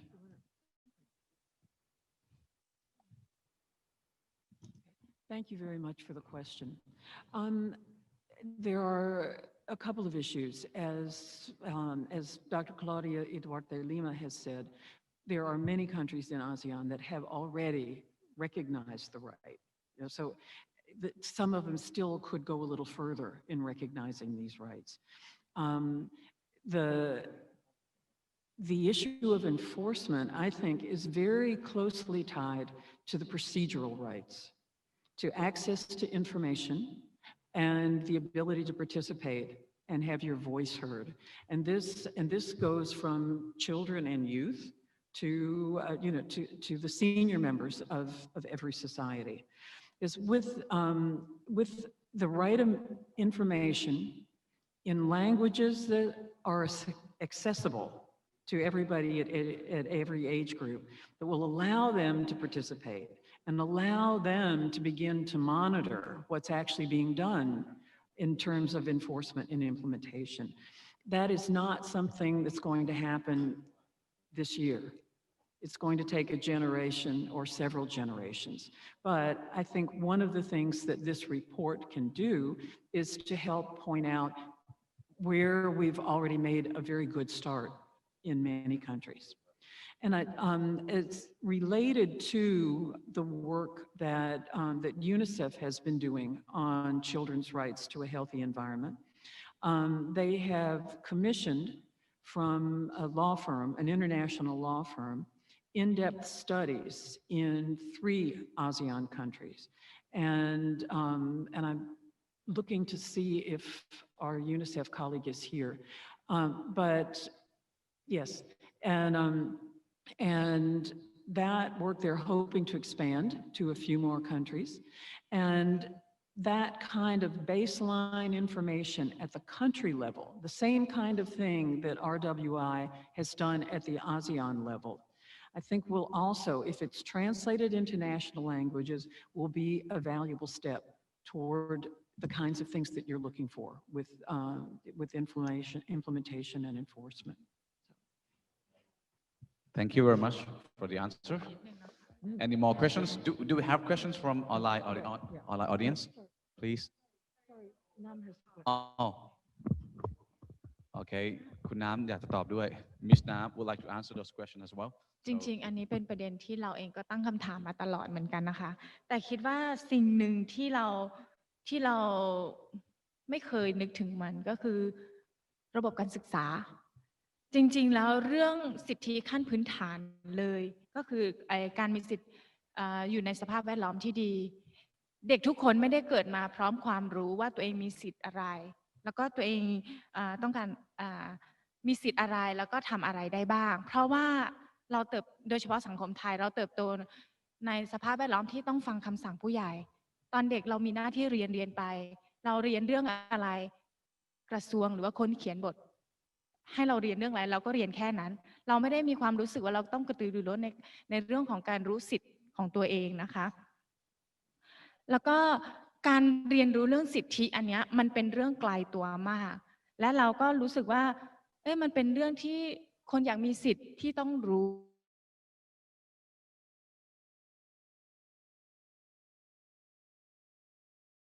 ในการเป็นพลเมืองก็คือการรู้สิว่าสิทธิตัวเองคืออะไรบ้างเพื่อที่จะได้ไม่ต้องละเมิดสิทธิของคนอื่นด้วยแต่อันนี้มันไม่ได้ถูกสอนหรือว่าผ่านในระบบการศึกษาซึ่งมันเป็นระบบขัดเกลาหรือระบบที่สร้างเด็กขึ้นมาตั้งแต่เล็กจนถึงโตนะคะมันก็เลยทำให้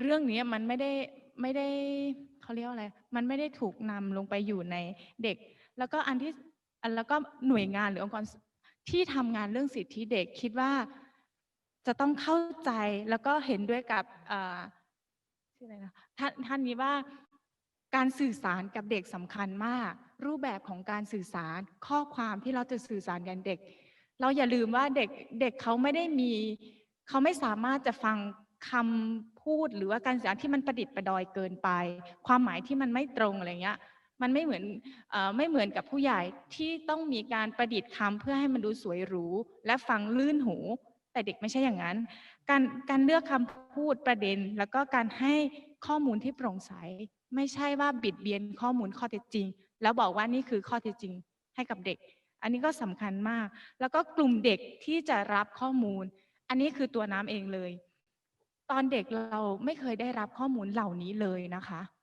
นั่นคือเราเรียนในระบบการศึกษาของรัฐแบบเต็มระบบแต่ทำไมเราไม่เคยรู้เรื่องนี้เลยน้ำเพิ่งมารู้เรื่องนี้ตอนไม่กี่ปีมานี้และได้รู้จากหน่วยงานที่ทำงานเรื่องสิทธิเด็กโดยตรงอันนี้ก็เป็นเรื่องที่น่าประหลาดใจเหมือนกันค่ะ Thank you for sharing your information. Now we move to the questions from the online audience, please.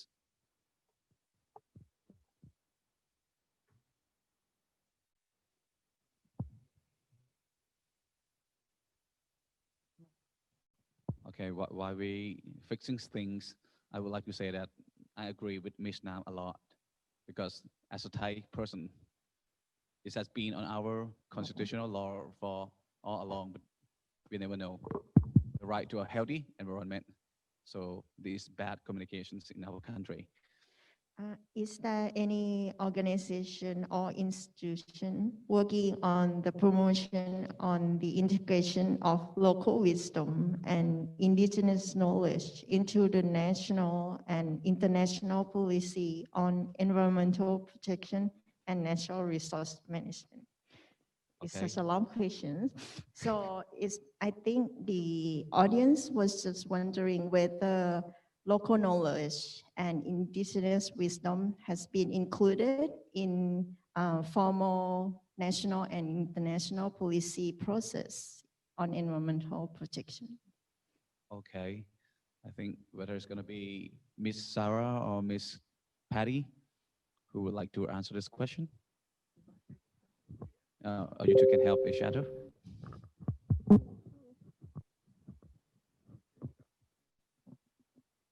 I mean, I can answer with the knowledge that I have. I don't know across the whole international purview, but well, two things. Yes, traditional ecological knowledge, for example, is being considered on a wider scale than maybe we saw even 10 years ago. And there's certain countries, Canada comes to mind, that are much more progressive in this area where they've actually made the incorporation of traditional ecological knowledge a requirement of environmental impact assessments for development projects. There's at the organizational level, and I'm thinking more like development organizations, I think that there's still plenty of room for improvement, though the awareness and the importance of this topic, I think, are being discussed pretty regularly in academic circles. And within Thailand,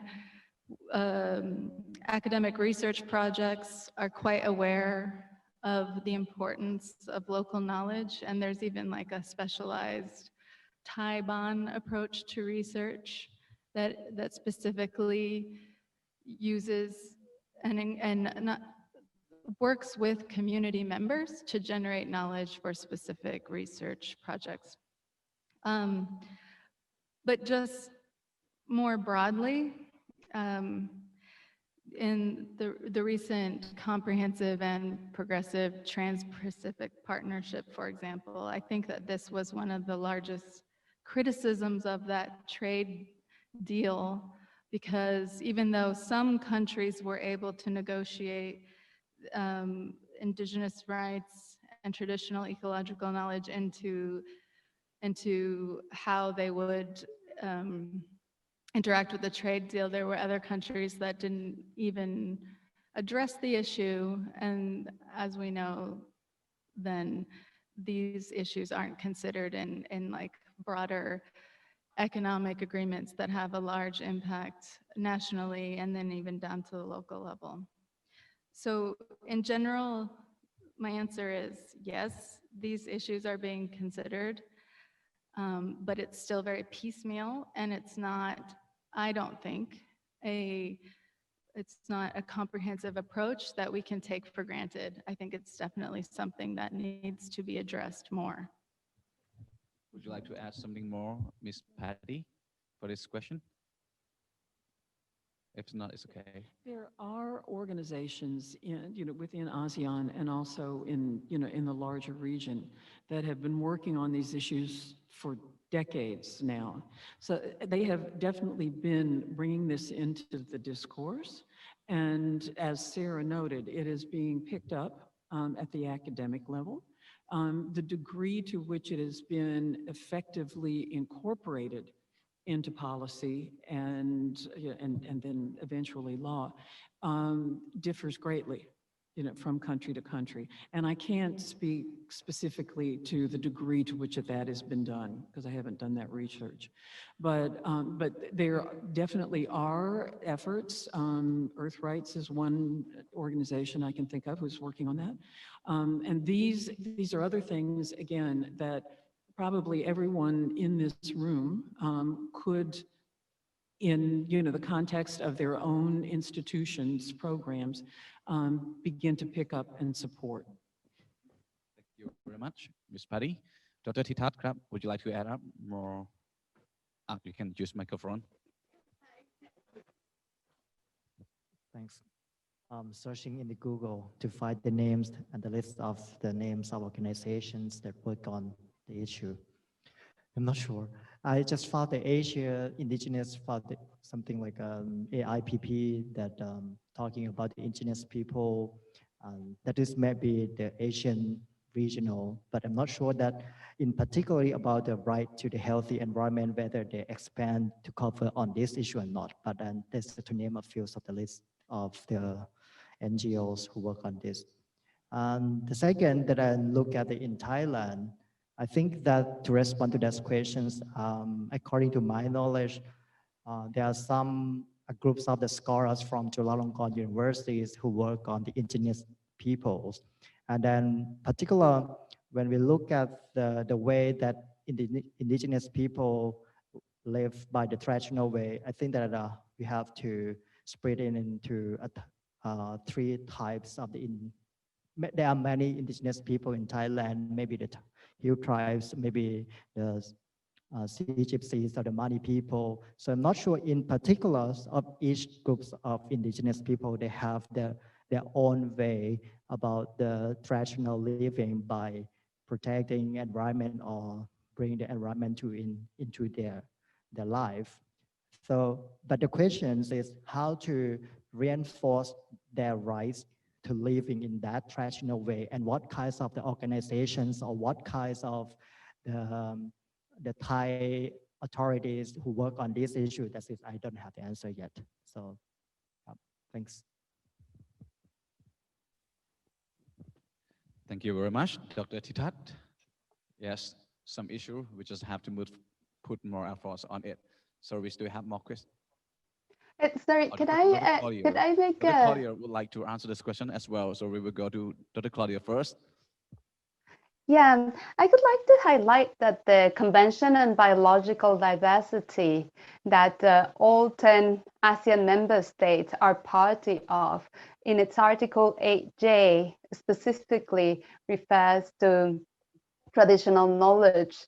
And this has been then elaborated by diverse convention of the party decisions in terms of what are the participation information mechanisms that indigenous people can benefit with.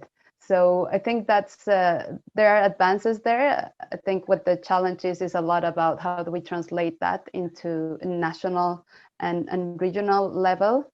We have also the Universal Declaration of the Rights of Indigenous Peoples that also has very important reference to environmental issues and how the indigenous people are often, and also we see it in practice and scientific articles proving it, that it is when they have land rights, resource tenure rights, when biodiversity is also better conserved. And finally, we have the Intergovernmental Platform on Biodiversity and Ecosystem Services, which has included a very strong component on traditional knowledge. And there was a report that I encourage you to see as well in terms of, well, some of them that specify specifically these components, but the Asia and Pacific. There are very active organizations, for example, the Forest Peoples Program and other international, but also that have a very strong presence in Southeast Asia. So, I mean, I'm happy also to put you in contact with them if you want further information directly for them, or also more information about these international processes. Thank you. Thank you very much, Dr. Claudia. We will go to our last question for the morning session with the ladies in the middle, please. But be more specific on who you want to ask, okay? Because we have like 5 minutes left. Thank you. Okay. Thank you very much.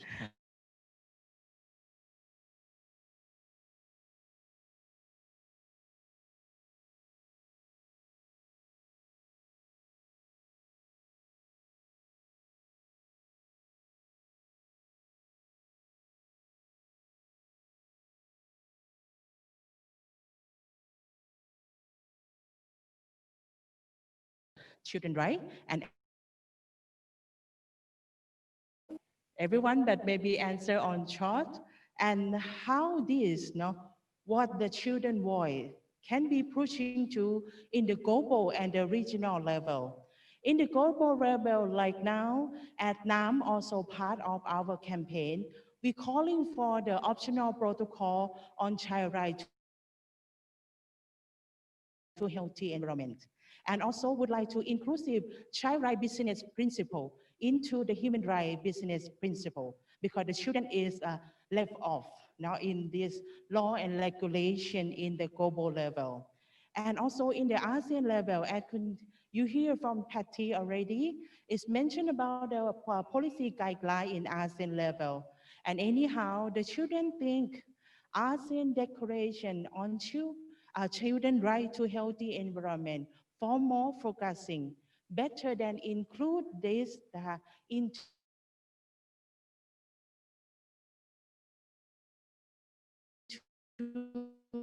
the other declaration, the rights of the children of migration.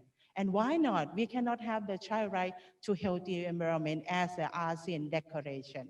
So I would like to ask the recommendation, and also what do you think this is the voice of the children can push into, and which way? This is my question. Thank you. Okay. Thank you very much for the questions. And she needs you all to answer in shortly. Go. Thank you, Kun-A, for your question. I don't mean to not answer it, but in the next panel, my colleague, Dr. Georgina Lloyd, is going to answer that question. So I think, I think, and she will do a much better job at it than I would. So I think if we could hold your question until the next panel, you'll have your answer. So that's quite clear. So you have to be here, sitting here in the next session. Sure, she will answer those questions for you. Is that okay? Okay. Anyone else would like to answer this question first? No? Okay, then we're gonna take a break, 20-minute breaks. There's some refreshment outside, so you can relax and go to toilets. And please note that we will come back here on 11 on time for the next session. 11:20. So we move to 11:20. Okay, 11:20 on time, please. So we can go to the next question. Then we can answer your question about how to operationalize all the things about children to the right to a healthy environment. So right now, everyone can enjoy the break. Thank you very much.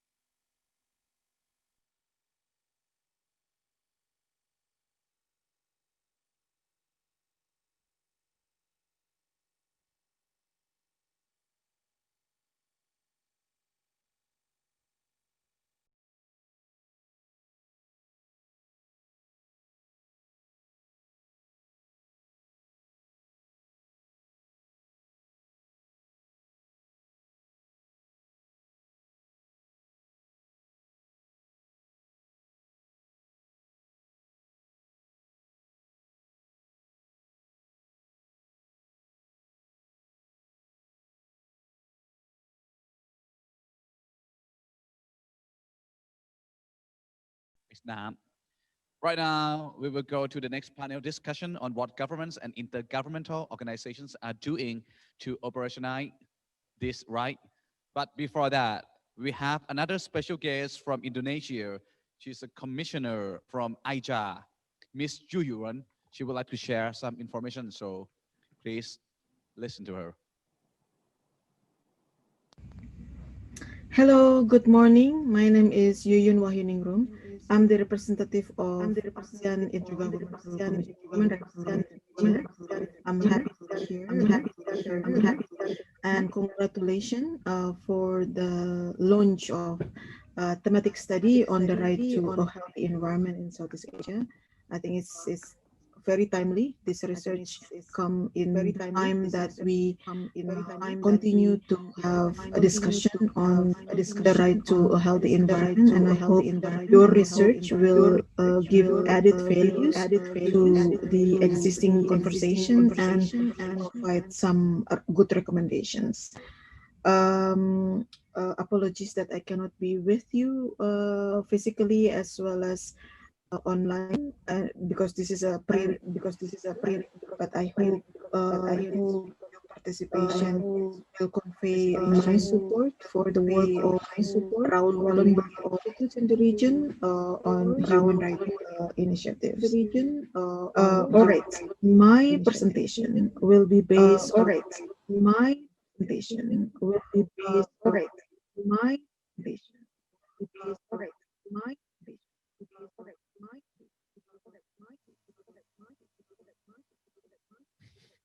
The system is lousy. Sorry to use such a word. In upholding the right to safe and clean environment in ASEAN. All right. First of all, I would like to make a statement that environment is very, very important for the region. Environment has been in social, cultural, political security, and economic community. It actually shows you how important it is, how cross-cutting issue it is, and how many different stakeholders and sectoral bodies have interests on the issue of environment. Environmental issues had been perceived from different angles in the region, such as from the perspective of security, non-traditional security, health issues, human rights, development, conservation, and also economic affairs.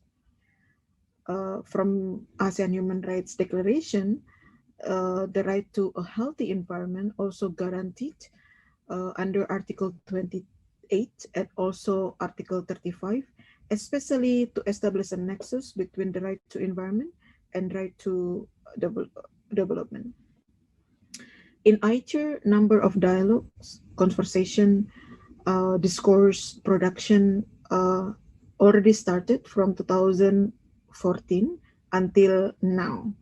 It was started by of the ICHR Myanmar and Thailand to map the human rights obligation to a safe, clean, and sustainable environment in ASEAN and possible regional responses to the established relationship between human rights, environment, and climate change. In 2018, ICHR Malaysia initiated a regional dialogue on safe water and sanitation. In 2019, ICHR Singapore also initiated the regional dialogue on urban pollution. And the same year, 2019, Indonesia also organized a workshop on right to development, in which right to a healthy environment was discussed thoroughly. In the workshop of 2014, participants made some important recommendations to ICHR to have a new tools to analyze possible impact on environment and climate change. Such tools have to provide a more systematic approach to the prevention of negative impacts to the environment and preparation for remedial measures. Participants also said that ICHR can play a key role to raise awareness on the linkages between environment and climate change, and the importance of human rights-based approach that should be mainstream among three ASEAN communities. In the workshop of 2015, participants also highlighted the need to have a framework that promotes an integrated and holistic approach to sustainability and compatibility between human rights, environment, and climate change, which emphasize on the right to information, right to public participation, and the right to remedy. Participants also said that it is important for ICHR to discuss a regional environmental impact assessment that can serve as a planning tool to improve the quality of development project and minimize negative impacts on the environment. In the workshop of 2017, participants highlighted that ASEAN must adopt a paradigm that identifies, mitigates, and prevent adverse impact from both public and private activities. The transboundary environmental impact assessment or a regional environmental impact assessment is indispensable component in this process. Participants also emphasize that ICHR as an overarching human rights body can strategically position itself to initiate and coordinate a process to develop a regional environmental impact assessment with other relevant stakeholders at the regional, national, and international levels. Furthermore, the participants also mentioned that the basic elements of the regional environmental impact assessment can include a guideline on environmental quality, screening of projects that have regional environmental implication, disclosure of an access to information and on the proposed activities, meaningful participation of the affected communities, especially the indigenous people, mitigation and prevention measures of potential negative impact. In 2018 and 2019, participants emphasize and repeat similar recommendation. It is therefore in 2020, ICHR Myanmar as the lead country to this initiative has proposed an establishment of a task force to develop a regional environmental impact assessment based on human rights approach. The term of reference has been circulated and received number of inputs from member states. So we hope that by 2021, the first coordinating meeting will be organized for this purpose. I'm also happy to take this opportunity to inform you that in November 2019, ICHR has adopted a complaint mechanism, which is not necessarily comprehensive or complete or ideal, but at least this is the first step for ICHR to develop further mechanism for communication. This complaint mechanism consists of 3 steps. The first one is that all incoming complaint mechanism will be recognized. It means ICHR now accept complaint mechanisms. ASEAN Secretariat will replay any incoming complaints from people, from stakeholders, and then table the cases in the meeting of ICHR, and the country in question can respond the complaint as they wish. Of course, this mechanism is not necessarily ideal, as I mentioned earlier, but we can develop further on how to establish ideal mechanism. Because in ASEAN, we also know that it applies evolutionary approach step by step. So this is the baby step for complaint mechanism. I also would like to invite you to check our 5-year work plan, which mention complaint mechanism, grievance mechanism, as well as a referral system. So we are going to be very busy to discuss this possible mechanism in which grievances from society can be responded in different ways at the regional mechanism should do. But I believe that ICHR is in the right direction. And I would like to stop here and thank you very much. From Asia, Indonesia. Now we are going to talk about the operationalizing by the government and intergovernment. And we are lucky, a privilege to have as our panelists today. So ladies and gentlemen, please welcome first Ms. Narirat Panmani, the Director of the Strategy and Planning Division at the Office of Natural Resources and Environmental Policy and Planning. Please give a round of applause, please. เชิญคุณนริรัตน์บนเวทีเลยนะครับ And joining us online through Zoom program is Dr. Ruwanta Agung Sukadiman, the Director General of Climate Change at the Ministry of Environment and Forestry of the Republic of Indonesia. He will be with us online. Last but not least is Dr. Georgiana Loy, who is the Regional Coordinator of Environmental Law and Governance at the United Nations Environment Program. Please welcome Dr. Georgiana.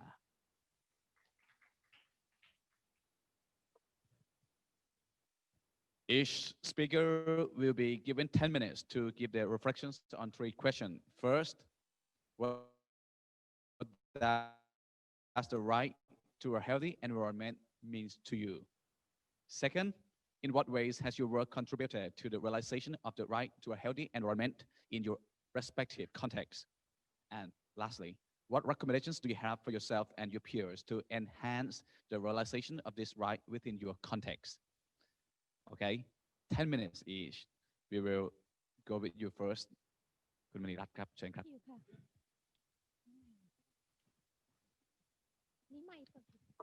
คุณนริรัตน์ไม่ได้มิวนะครับ ใช้ได้ไหมเอ่ย ใช้ได้เลยใช่ไหมคะ ใช่ครับแต่ต้องใกล้ๆนิดนึง โอเค ขออนุญาตอย่างนี้แล้วกันนะคะพอดีเป็นคนเสียงเบาให้เวลา10 นาทีหนูขอพูดภาษาไทยนะคะก็ถ้าในส่วนของสำนักงานนโยบายและแผนทรัพยากรธรรมชาติและสิ่งแวดล้อมถ้าไม่พูดเรื่องแผนเนี่ยก็คงจะไม่ได้นะคะก็ต้องเรียนนี้ค่ะว่าในแผนจัดการคุณภาพสิ่งแวดล้อมทุกฉบับเนี่ยเราให้ความสำคัญกับสิทธิมนุษยชนซึ่งได้ระบุชัดเจนนะคะว่า 1. สิทธิในเรื่องของทรัพยากรธรรมชาติสิ่งแวดล้อมก็คือการอยู่ในสิ่งแวดล้อมที่ดีอันนี้คุณน้ำก็ได้กล่าวไปแล้วนะคะสเตทอย่างชัดเจนว่าต้องการอยู่ในสิ่งแวดล้อมที่ดีอันที่ 2. ประชาชนมีสิทธิ์ที่จะเข้ามาร่วมกับรัฐนะคะพร้อมทั้งภาคเอกชนในการอนุรักษ์แล้วก็ปกป้องทรัพยากรใน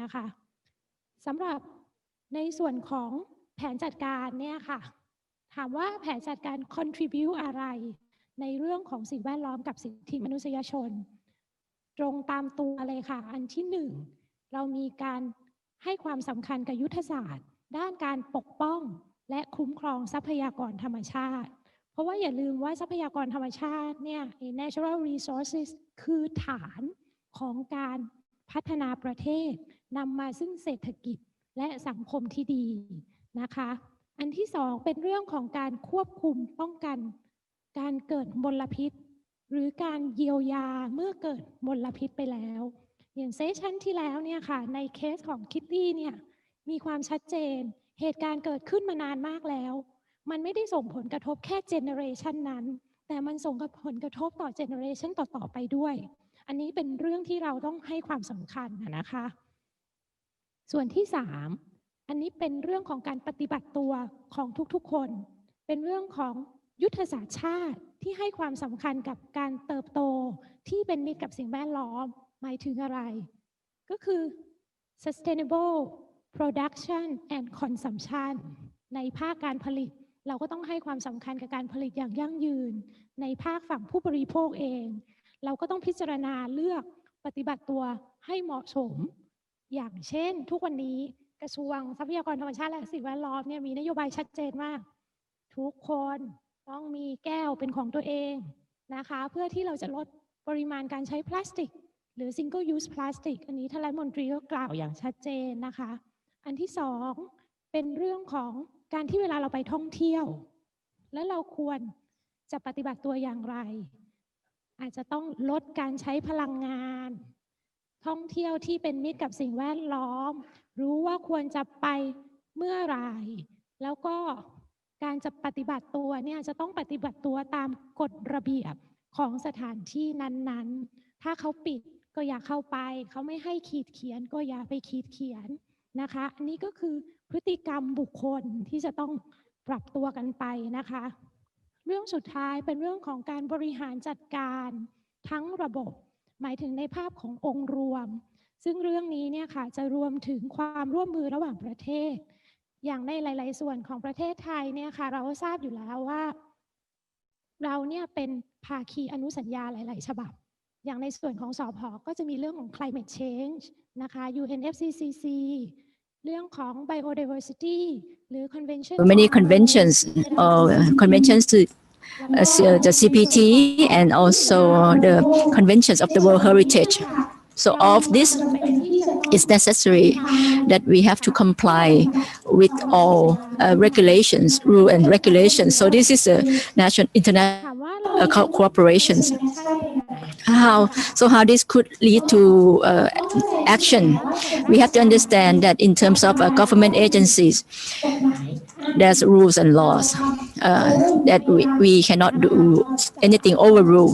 We cannot work based on our feeling or emotion. So we have to aware how much we authorized.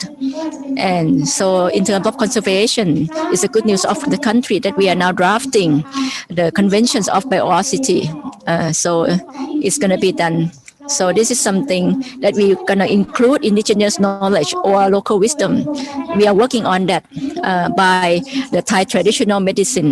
And this we are working with the Ministry of Public Health on this, including access to benefit sharing. This is also important that we focus on because natural resources in locality is also important to the locality, but the villagers, the local people must be aware what they have. So we have to align of this capacity.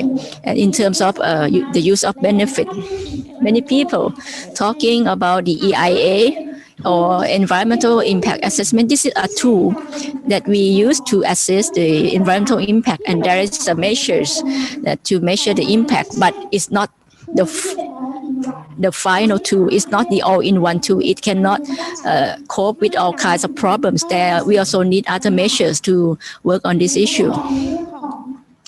So we're looking on from different perspective. Air pollution, water pollution in Thailand. These days, we have the air pollutions and the particle 2.5. But this year is going to be reduced because we have prepared for it. Because last year, it was a severe problem of the country and the region. So we're trying to accommodate all of this into practice and action. Another issue that we focus on is the land management to civil societies. We're trying to align equality to all, but not equality, not everyone get the same, but we allow them to have access to use of the public land, but not to own.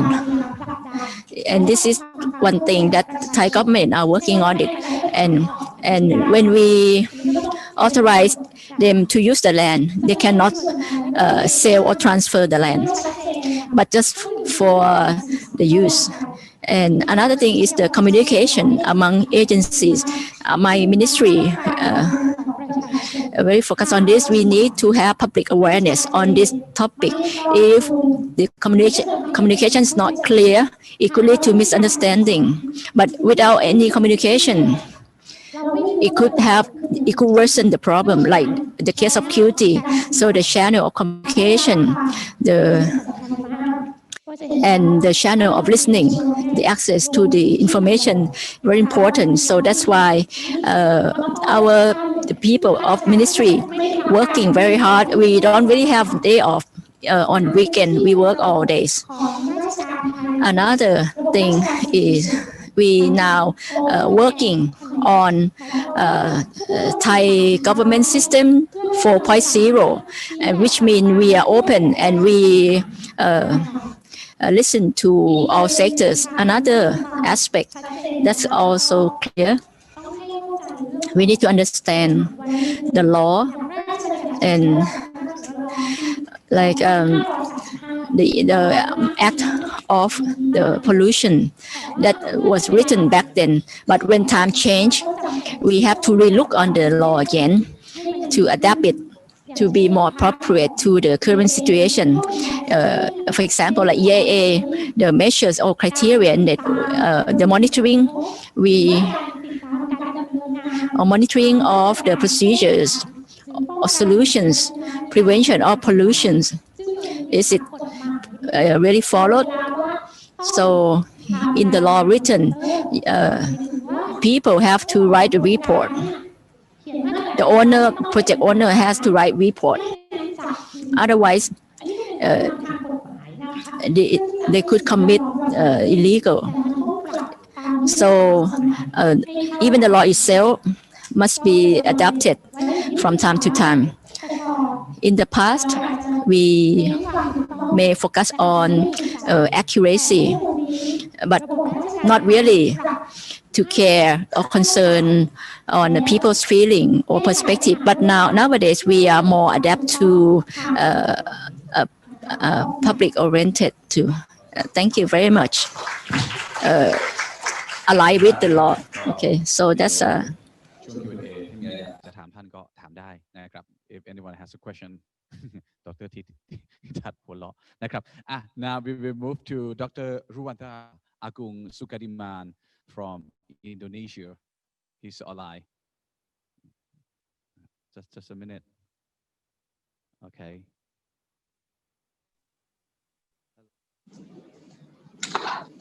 Assalamualaikum warahmatullahi wabarakatuh.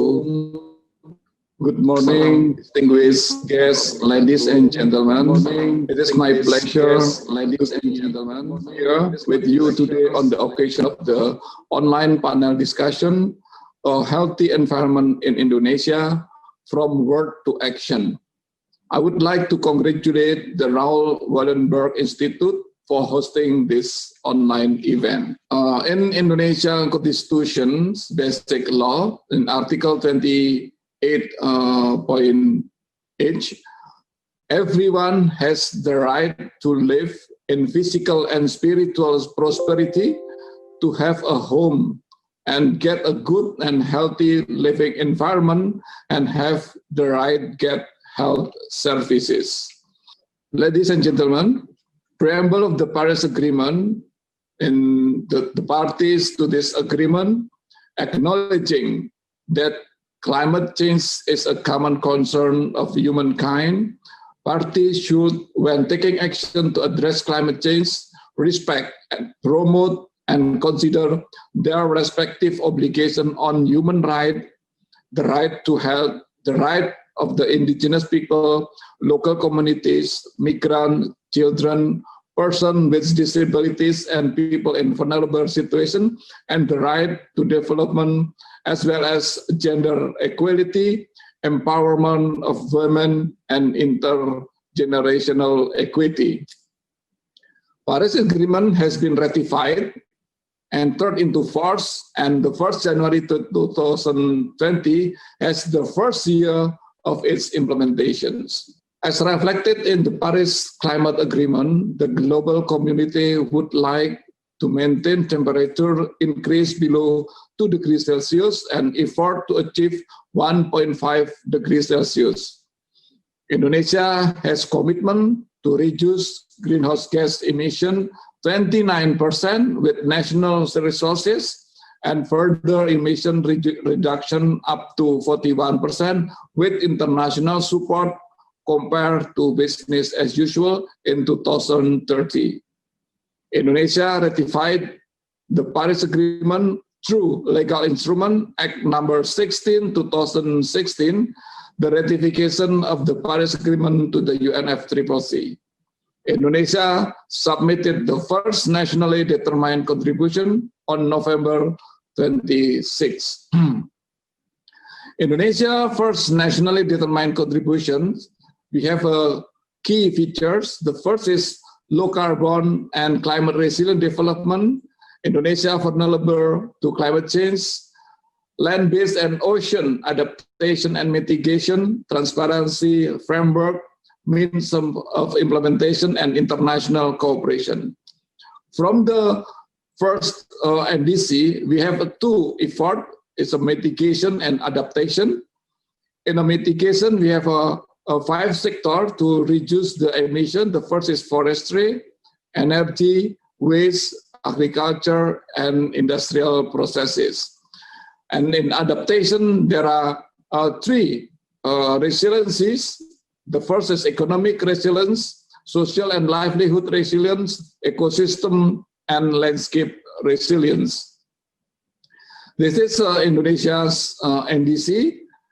There are 5 sectors: the energy, waste, IPPU, agriculture, and forestry. 29% reducing to 2030. From that sector, forestry sector has the biggest portion to reduce greenhouse gas emission. This is the mitigation effort or mitigation action to achieve the NDC target. In the energy, there are several activities there, and the industrial processes also there is some activity there, and waste also, and the agriculture there are several action to be achieved to reach the NDC target. Specifically for forestry sector, there are 4 activities for action that can achieve the NDC target. First, how we can reduce the deforestations. Until 2030, we have to reach 325,000 hectares per year, and implementation of the sustainable forest management for natural and planting forests, rehabilitation 20 million hectare degraded forests by 2030, or 800,000 hectare per year with a 90% successful rate. And the important thing is restoration of 2 million hectare peat by 2030. And you can see that the number 1, 2, 3 is achievable through the REDD plus implementation. In the adaptation action, there are several action in the every action in the resilience. You can see the economic resilience. We can do the sustainable farming plantation, integrated management and catchment area, reducing forest degradation, land conservation, degraded land and renewable energy, improvement energy efficiency and consumption. There are several activities, there are several actions in the social and livelihood resilience, and also in the ecosystem and landscape resilience. In our update NDC, so we now doing the updated NDC, and we have a plan to submit this update NDC at least 9 or 12 months before the COP26 in Glasgow. So what is the content of the Indonesia update NDC? First, the target is the same as a previous target, 29-41%, but we include our new cabinet mission, Vision and Mission 2019 Indonesian Maju Cabinet. And also we include the adaptation element, meaningful implementation and transparency framework. And the new one, Also, we include the ocean as the new commitment within the adaptation element. This is our update and DC that we will submit soon.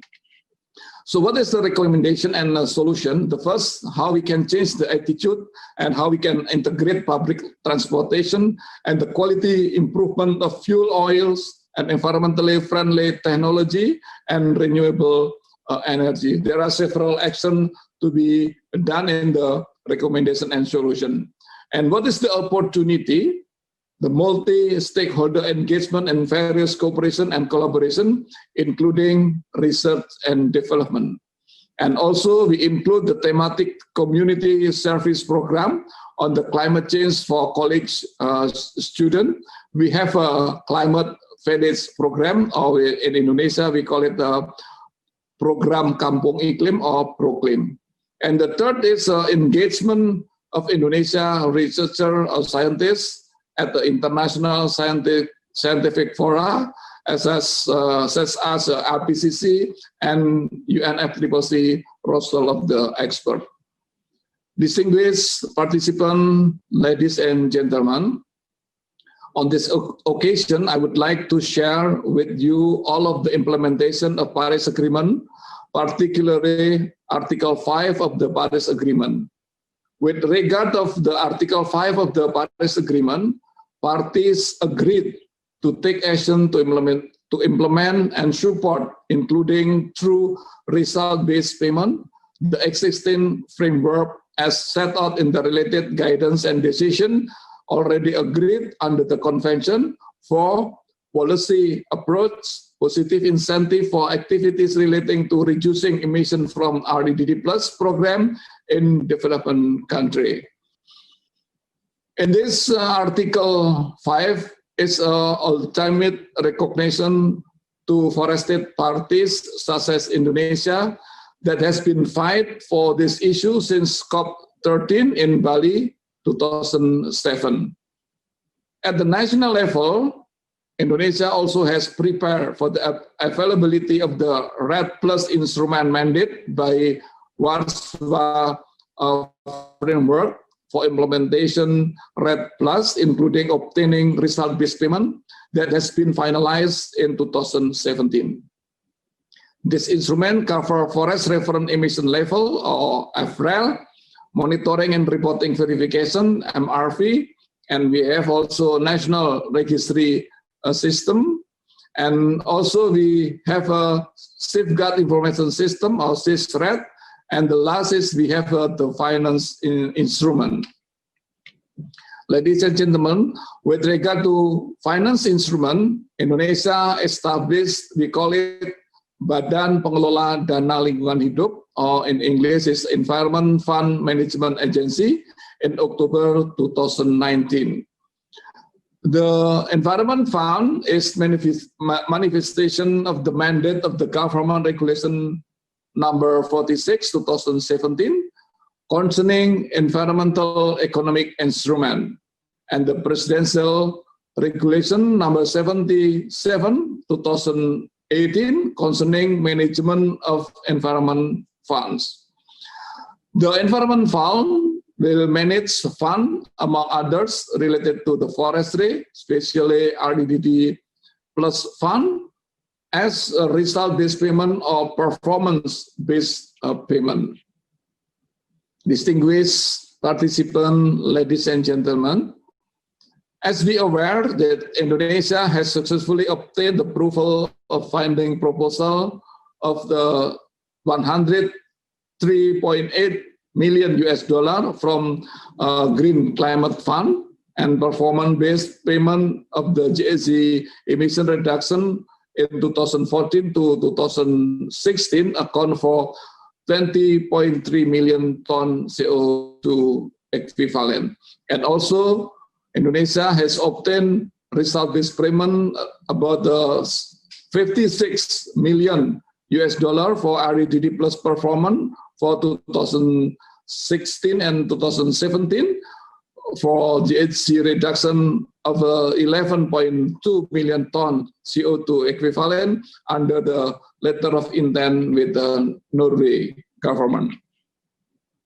Indonesia's achieved in gaining this both project-based payment and result-based payment reflect its success in reducing deforestation and forest degradation as assessed by an independent team appointed by Green Climate Fund and Norway. This result-based payment and performance-based payment fund will be optimized to incentive for those who have effort to reduce the greenhouse gas emission and reward for the forestry community that preserve forests and support their sustainable livelihood. This fund will also be used to strengthen the development of REDD plus instrument in the subnational level, including enhanced enabling conditions such as strengthening institutional and policy, capacity building, and strengthening forest management unit through sustainable forest management. At the subnational level, Indonesia selected the FCPS program in the East Kalimantan province and Biocarbon Fund ISFL in the Jambi province in Sumatra. The main objective of these two projects in general are the first, to increase the capacity of subnational institutions in the REDD plus implementation, to build the subnational and national level reference scenario, and the third is to develop carbon accounting and forest monitoring system in accordance with the local, subnational, and national condition with jurisdiction approach with additional scope on the sustainable landscape approach in the Biocarbon Fund in Jambi project. We would like to inform you that RBP of the FCPF would only be consulted after all requirements under ARPA negotiation are completed. This RBP, based on the performance of 22 million ton CO2 equivalent verified ER on the 2019 until 2024 for payment duration on 2021 to 2024. Regarding the Bioclimate Carbon Fund preparation, activity are still conducted prior to the pre-investment phase in 2021. This project is expected to reduce greenhouse gas emission up to 40 million ton CO2 equivalent. The greenhouse gas emission reduction this project from the boat, this project will contribute to the achievement of the Indonesia's NDCs. Distinguished ladies and gentlemen, this is the end of my presentation. I wish this meeting provide us the fruitful deliberation and recommendation to better understand on the implementation of the Paris Agreement in Indonesia and the Southeast Asia in fulfilling the right of citizens to get healthy environment. Thank you very much. Assalamualaikum warahmatullahi wabarakatuh.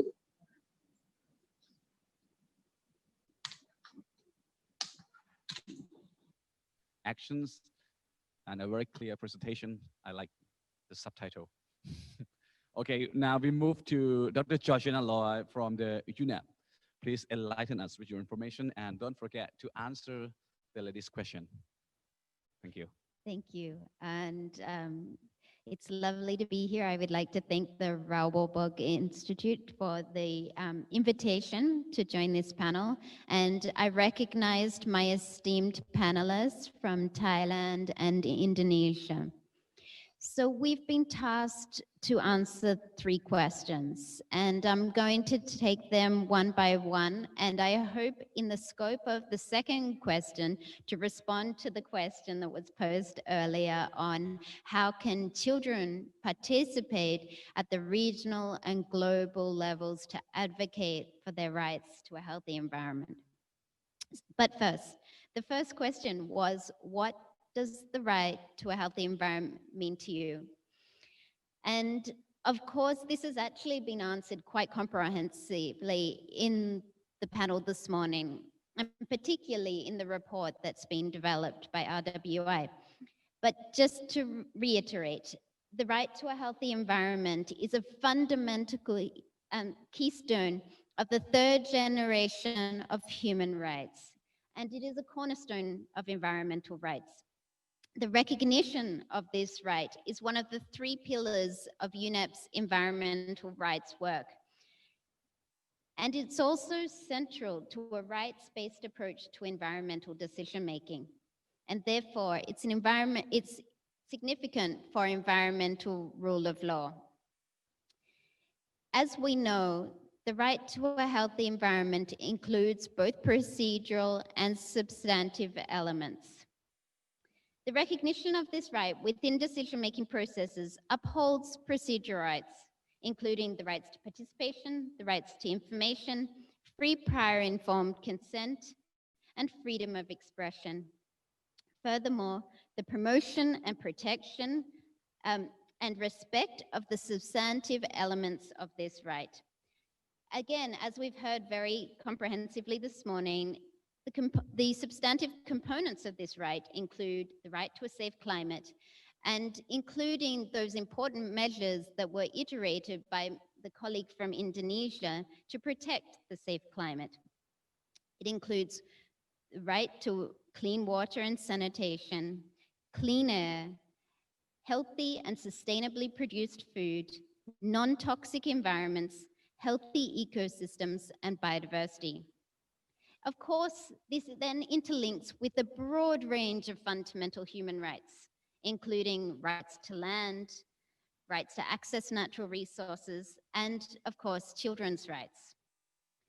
These elements are prerequisites not only for good environmental governance and environmental rule of law, but also for human health and resilience in the face of illness, for reducing the risk of zoonosis and the expansion of existing disease vectors. The realization of the right to a healthy environment is particularly important as we look to prevention of impacts of environmental degradation and environmental and health crises that threaten both people and the planet. COVID-19, of course, has accelerated already existing inequalities due to climate change.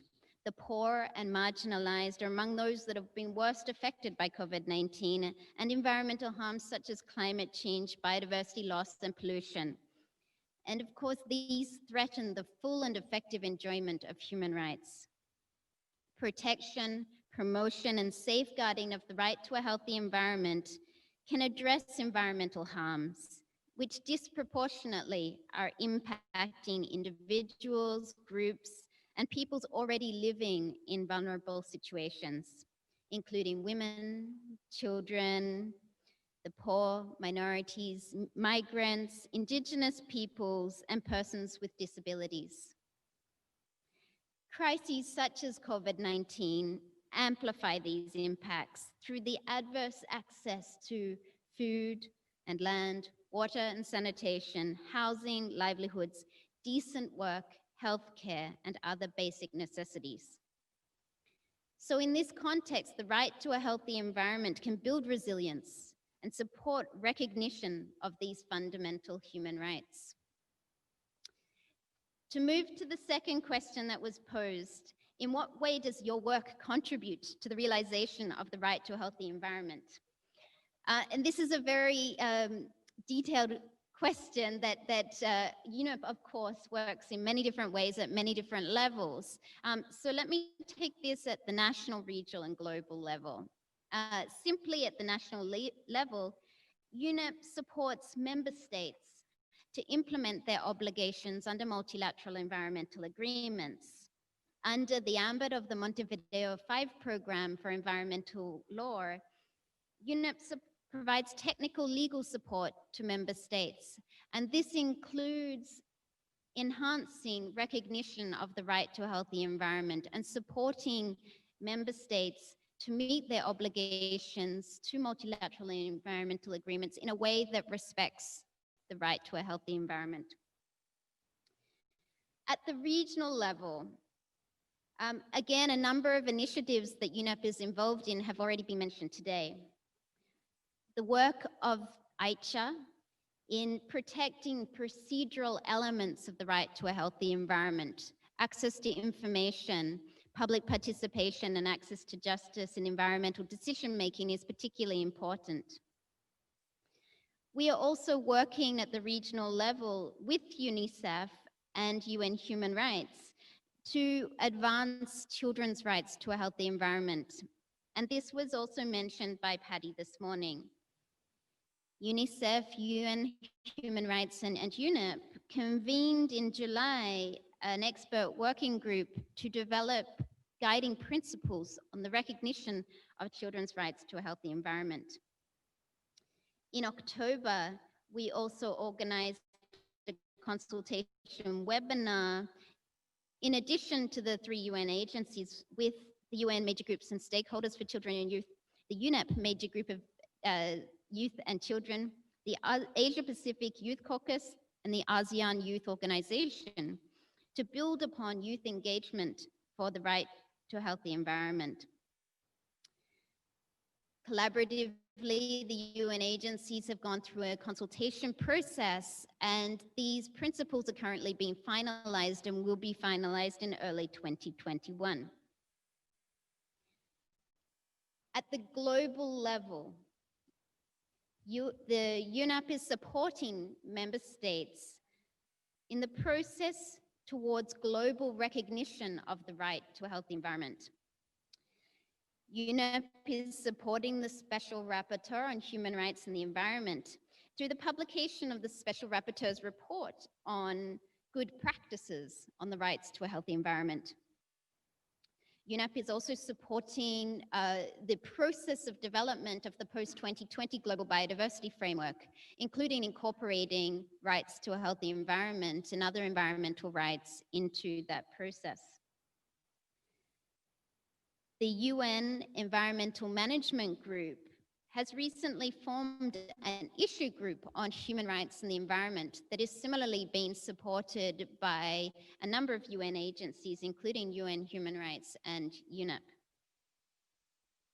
Of course, in the international environmental governance process that includes the development and implementation of a broad range of multilateral environmental agreements, UNEP advances rights-based approaches. Specifically to answer the question that was posed earlier on advancing children's rights to a healthy environment at the global level, UNEP, together with other partners, including the UN Special Rapporteur on Human Rights and the Environment, OHCHR, UNICEF, and civil society partners, launched the global process on children and youth advancing the right to a healthy environment through the coalition called CERI, or Children's Environmental Rights Initiative. And CERI takes a very participatory approach to advancing children's rights to a healthy environment. There are a number of different dialogue avenues for children to directly participate, including through a survey in which all children can input, and the results of that survey are directly used in international dialogues. There are also a number of other events that CERI convenes which ask for and invite direct inputs by children and youth. Through this particular work, we're supporting efforts to demand urgent measures to create spaces for representation and participation by people with age and gender diversity, working to ensure that young people are not left out without a voice in deciding environmental actions that will impact their future, and promoting protection and security mechanisms for environmental rights defenders, regardless of their age, including of course, children and youth, recognizing their work and guaranteeing physical and psychological safety and social inclusion. Patty has also mentioned in 2019 a regional dialogue that was held in Asia and the Pacific towards this global recognition of children's rights to a healthy environment. In 2021, UNEP hopes to support the convening of regional consultations with children and youth in Africa, North America, as well as Western Europe.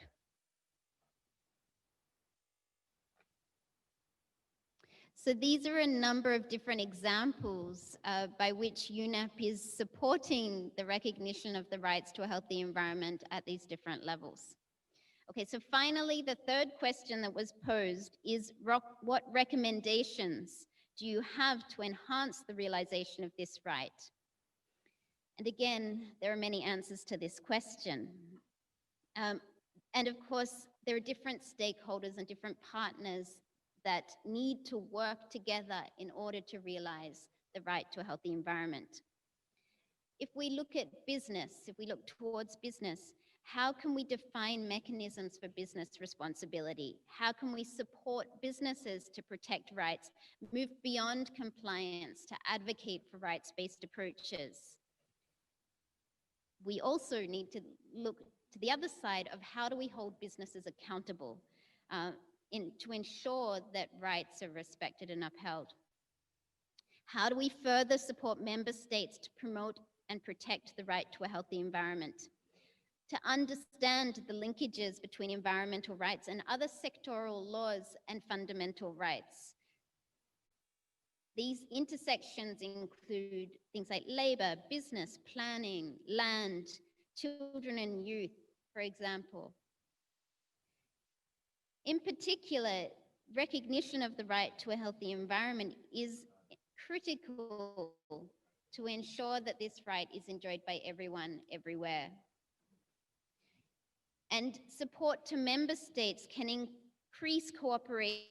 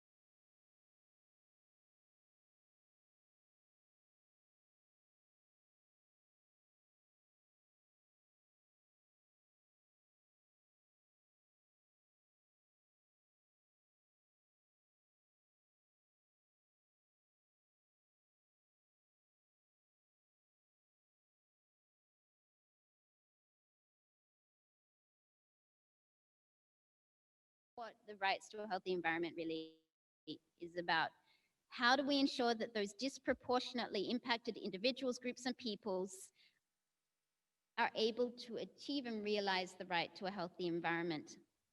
And here we can draw upon environmental and social justice approaches in addressing these systemic inequalities that limit the ability to realize rights to a healthy environment. And this includes, of course, intergenerational justice issues.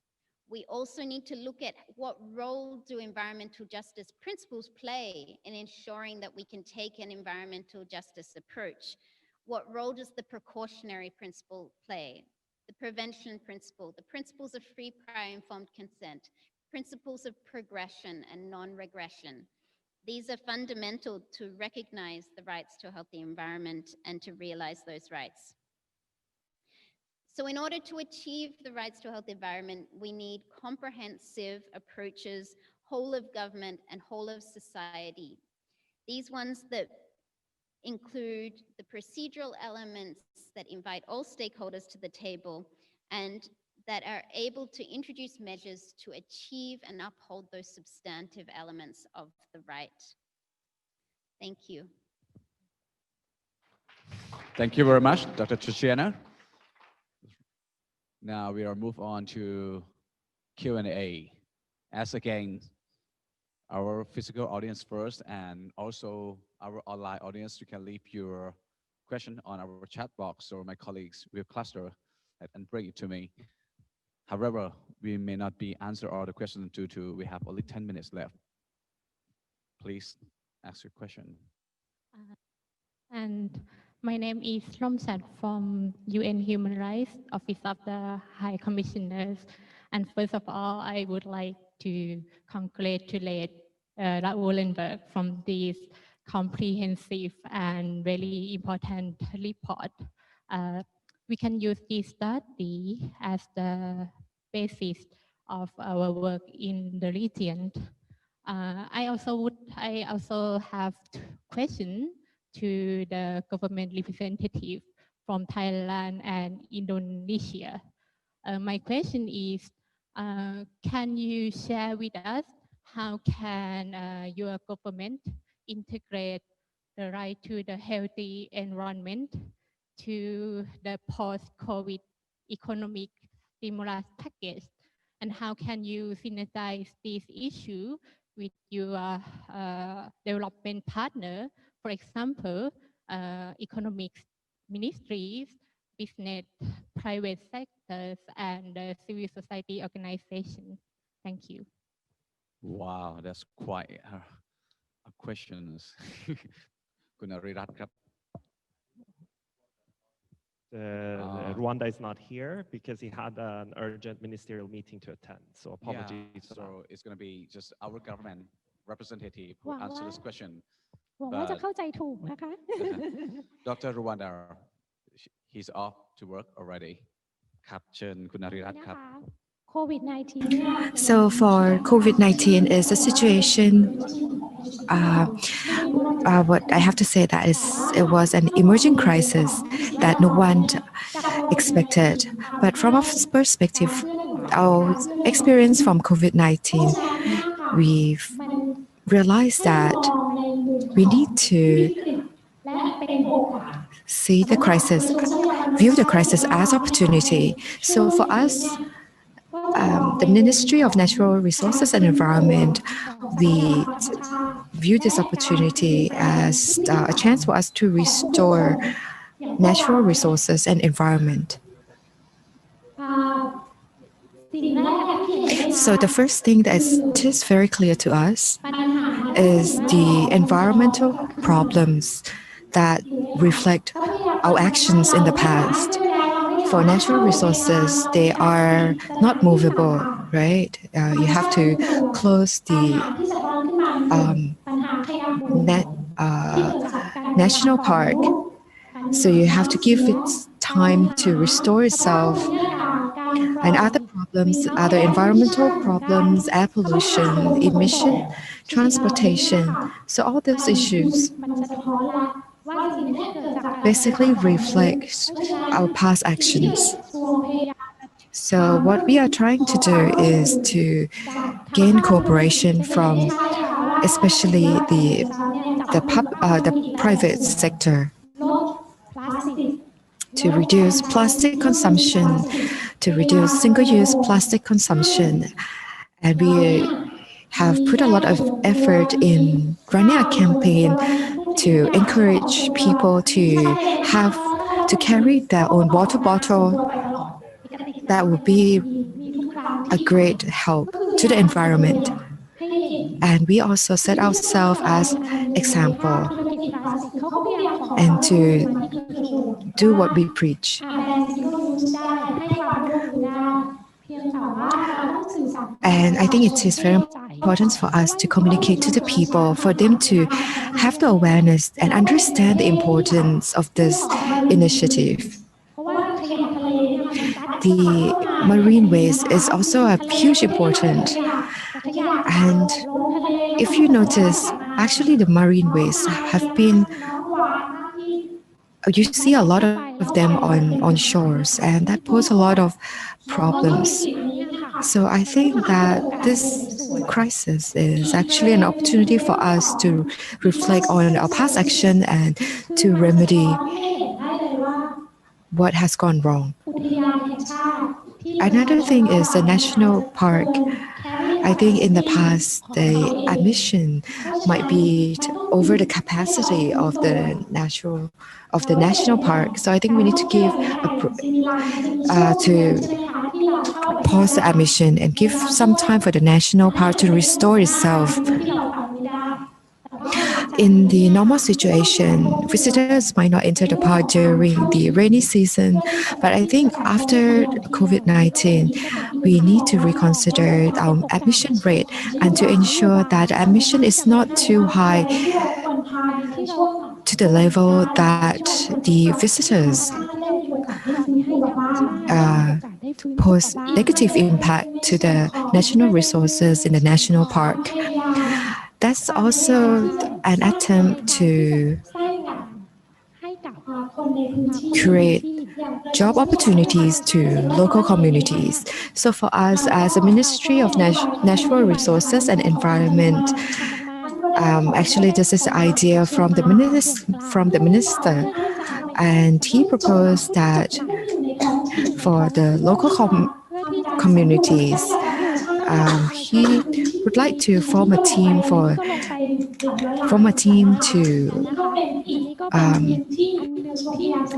keep a record of the natural resources in each local communities. So that's one of the ideas that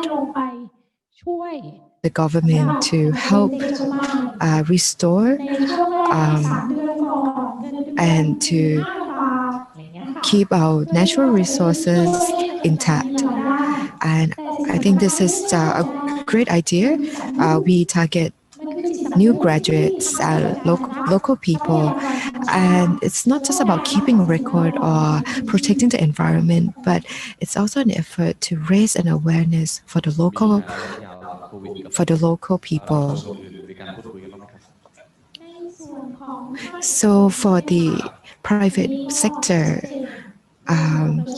I think we have communicated quite clearly with the private sector, with the businesses, enterprises, especially with the single-use plastic reduction.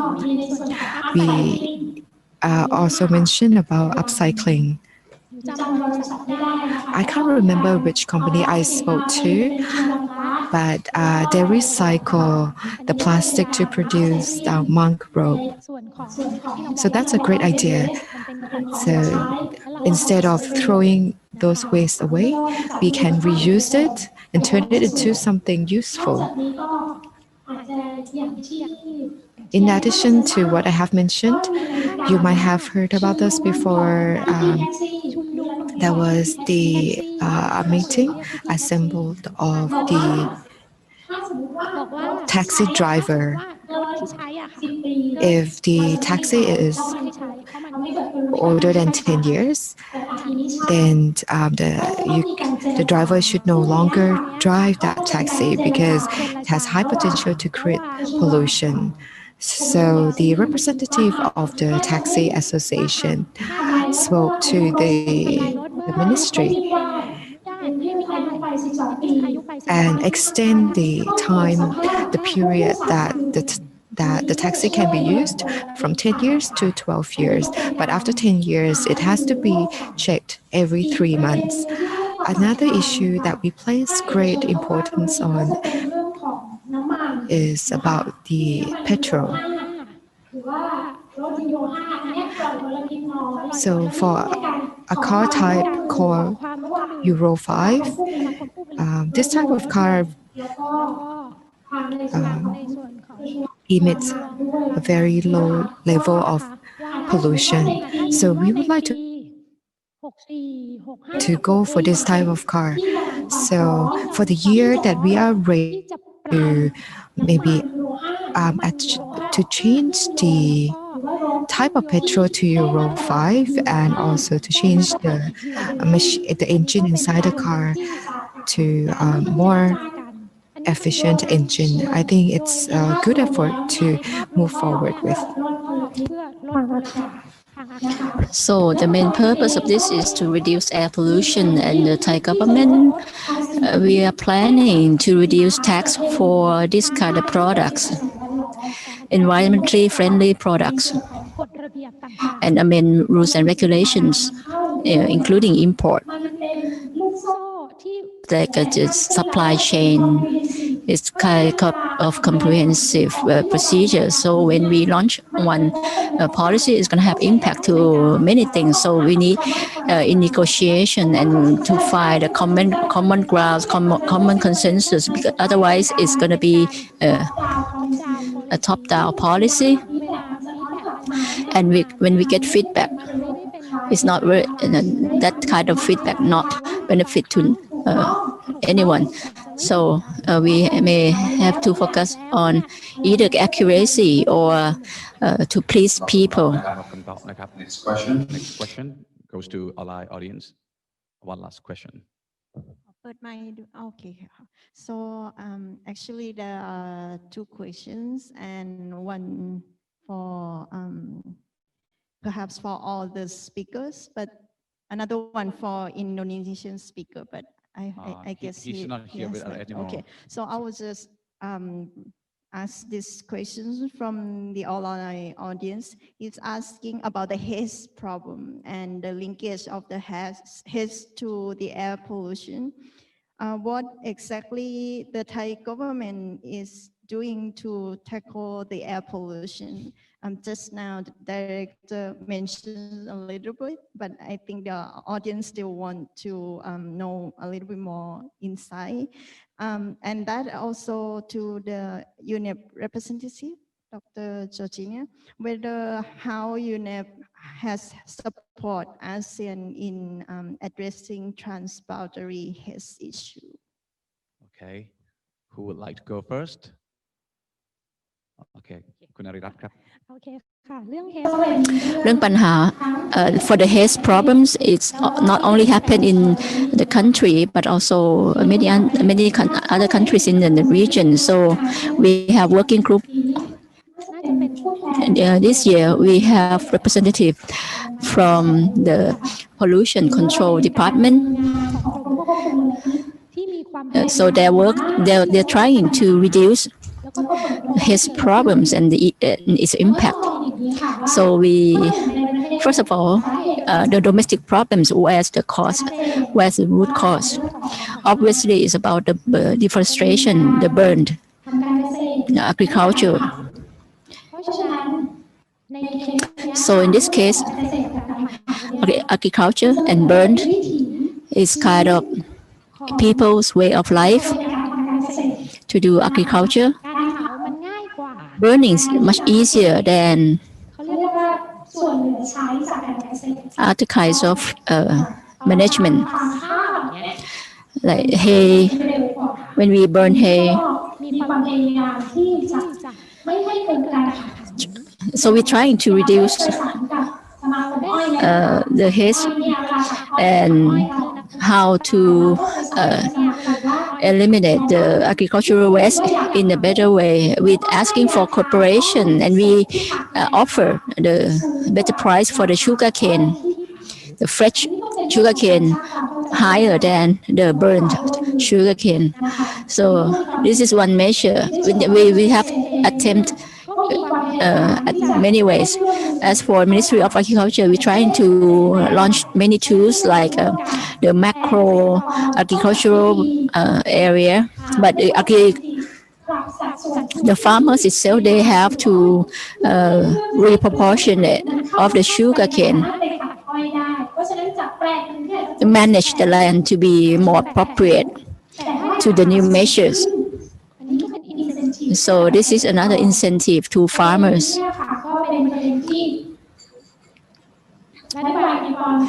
The Thai government is trying very hard to solve this problem, to offer incentives, to offer alternative tools, and to enhance income, increase income of farmers.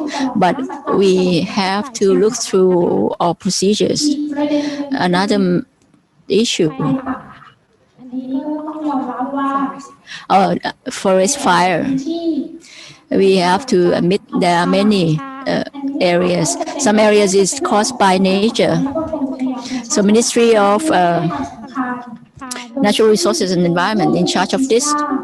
We're working with JISTA to see the satellite pictures where's hotspot in the country, so officials can take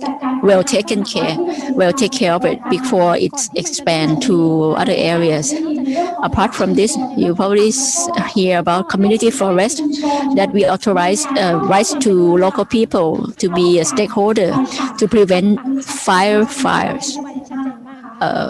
fires. How we bring a community to do this prevention and solve the problem. We also open to the public. If you see any fire, you can inform to Thai authority so that we can tackle the problem immediately. As for 17 provinces in the north that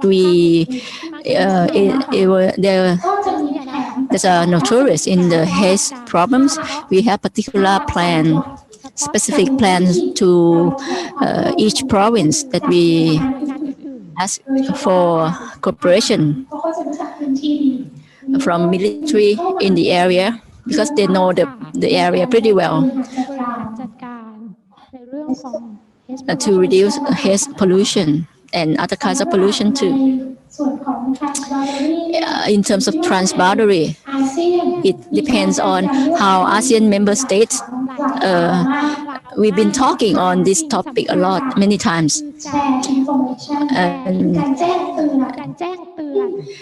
one important thing is we have to keep warning to people, and we have to be honest to solve the problem. When one fire spot occur, we have to be aware of and how to not have it to expand to other areas. And so we have to inform people in the area so that they can they are well prepared to what could happen. The ministry is, my ministry has set up a special unit to cope with this problem, and particularly on the 2.5 PM particle.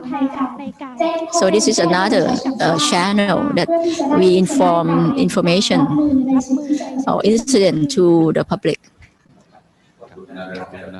Move to Dr. Shashina. Okay, so the question was particularly directed towards transboundary haze. And so in order to address transboundary air pollution problems, it requires a collaborative approach. There is, of course, the ASEAN Haze Agreement, and UNEP will continue to support member states to meet their obligations under that agreement.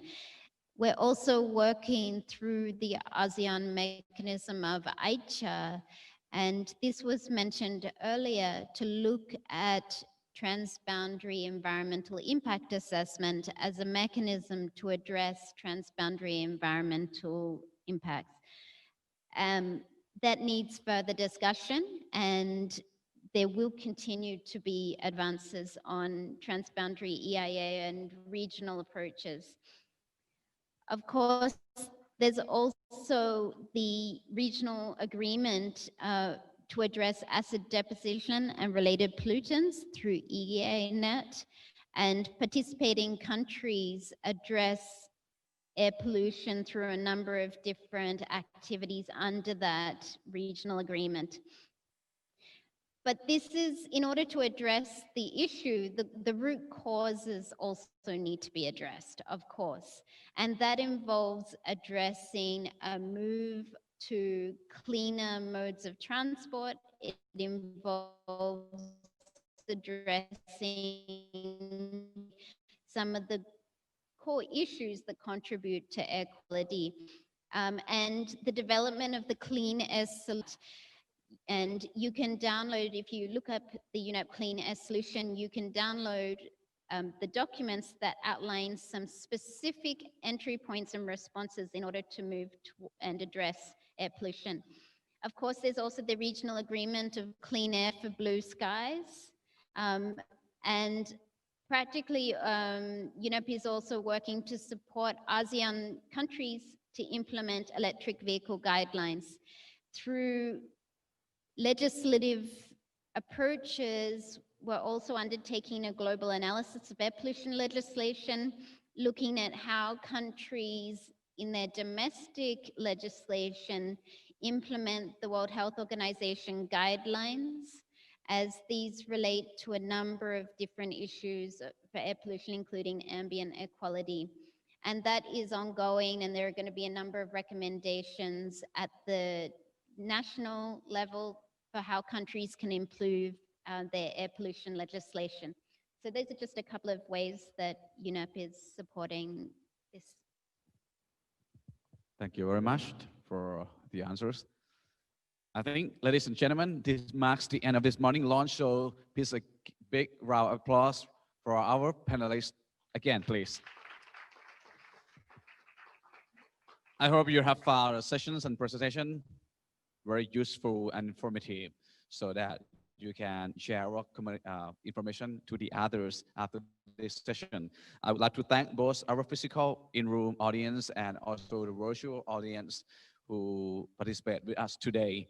And don't forget to grab a copy of the report outside the room. Ladies and gentlemen, it's been a pleasure to be here with you, and I hope what we do today will be useful for our country and our world.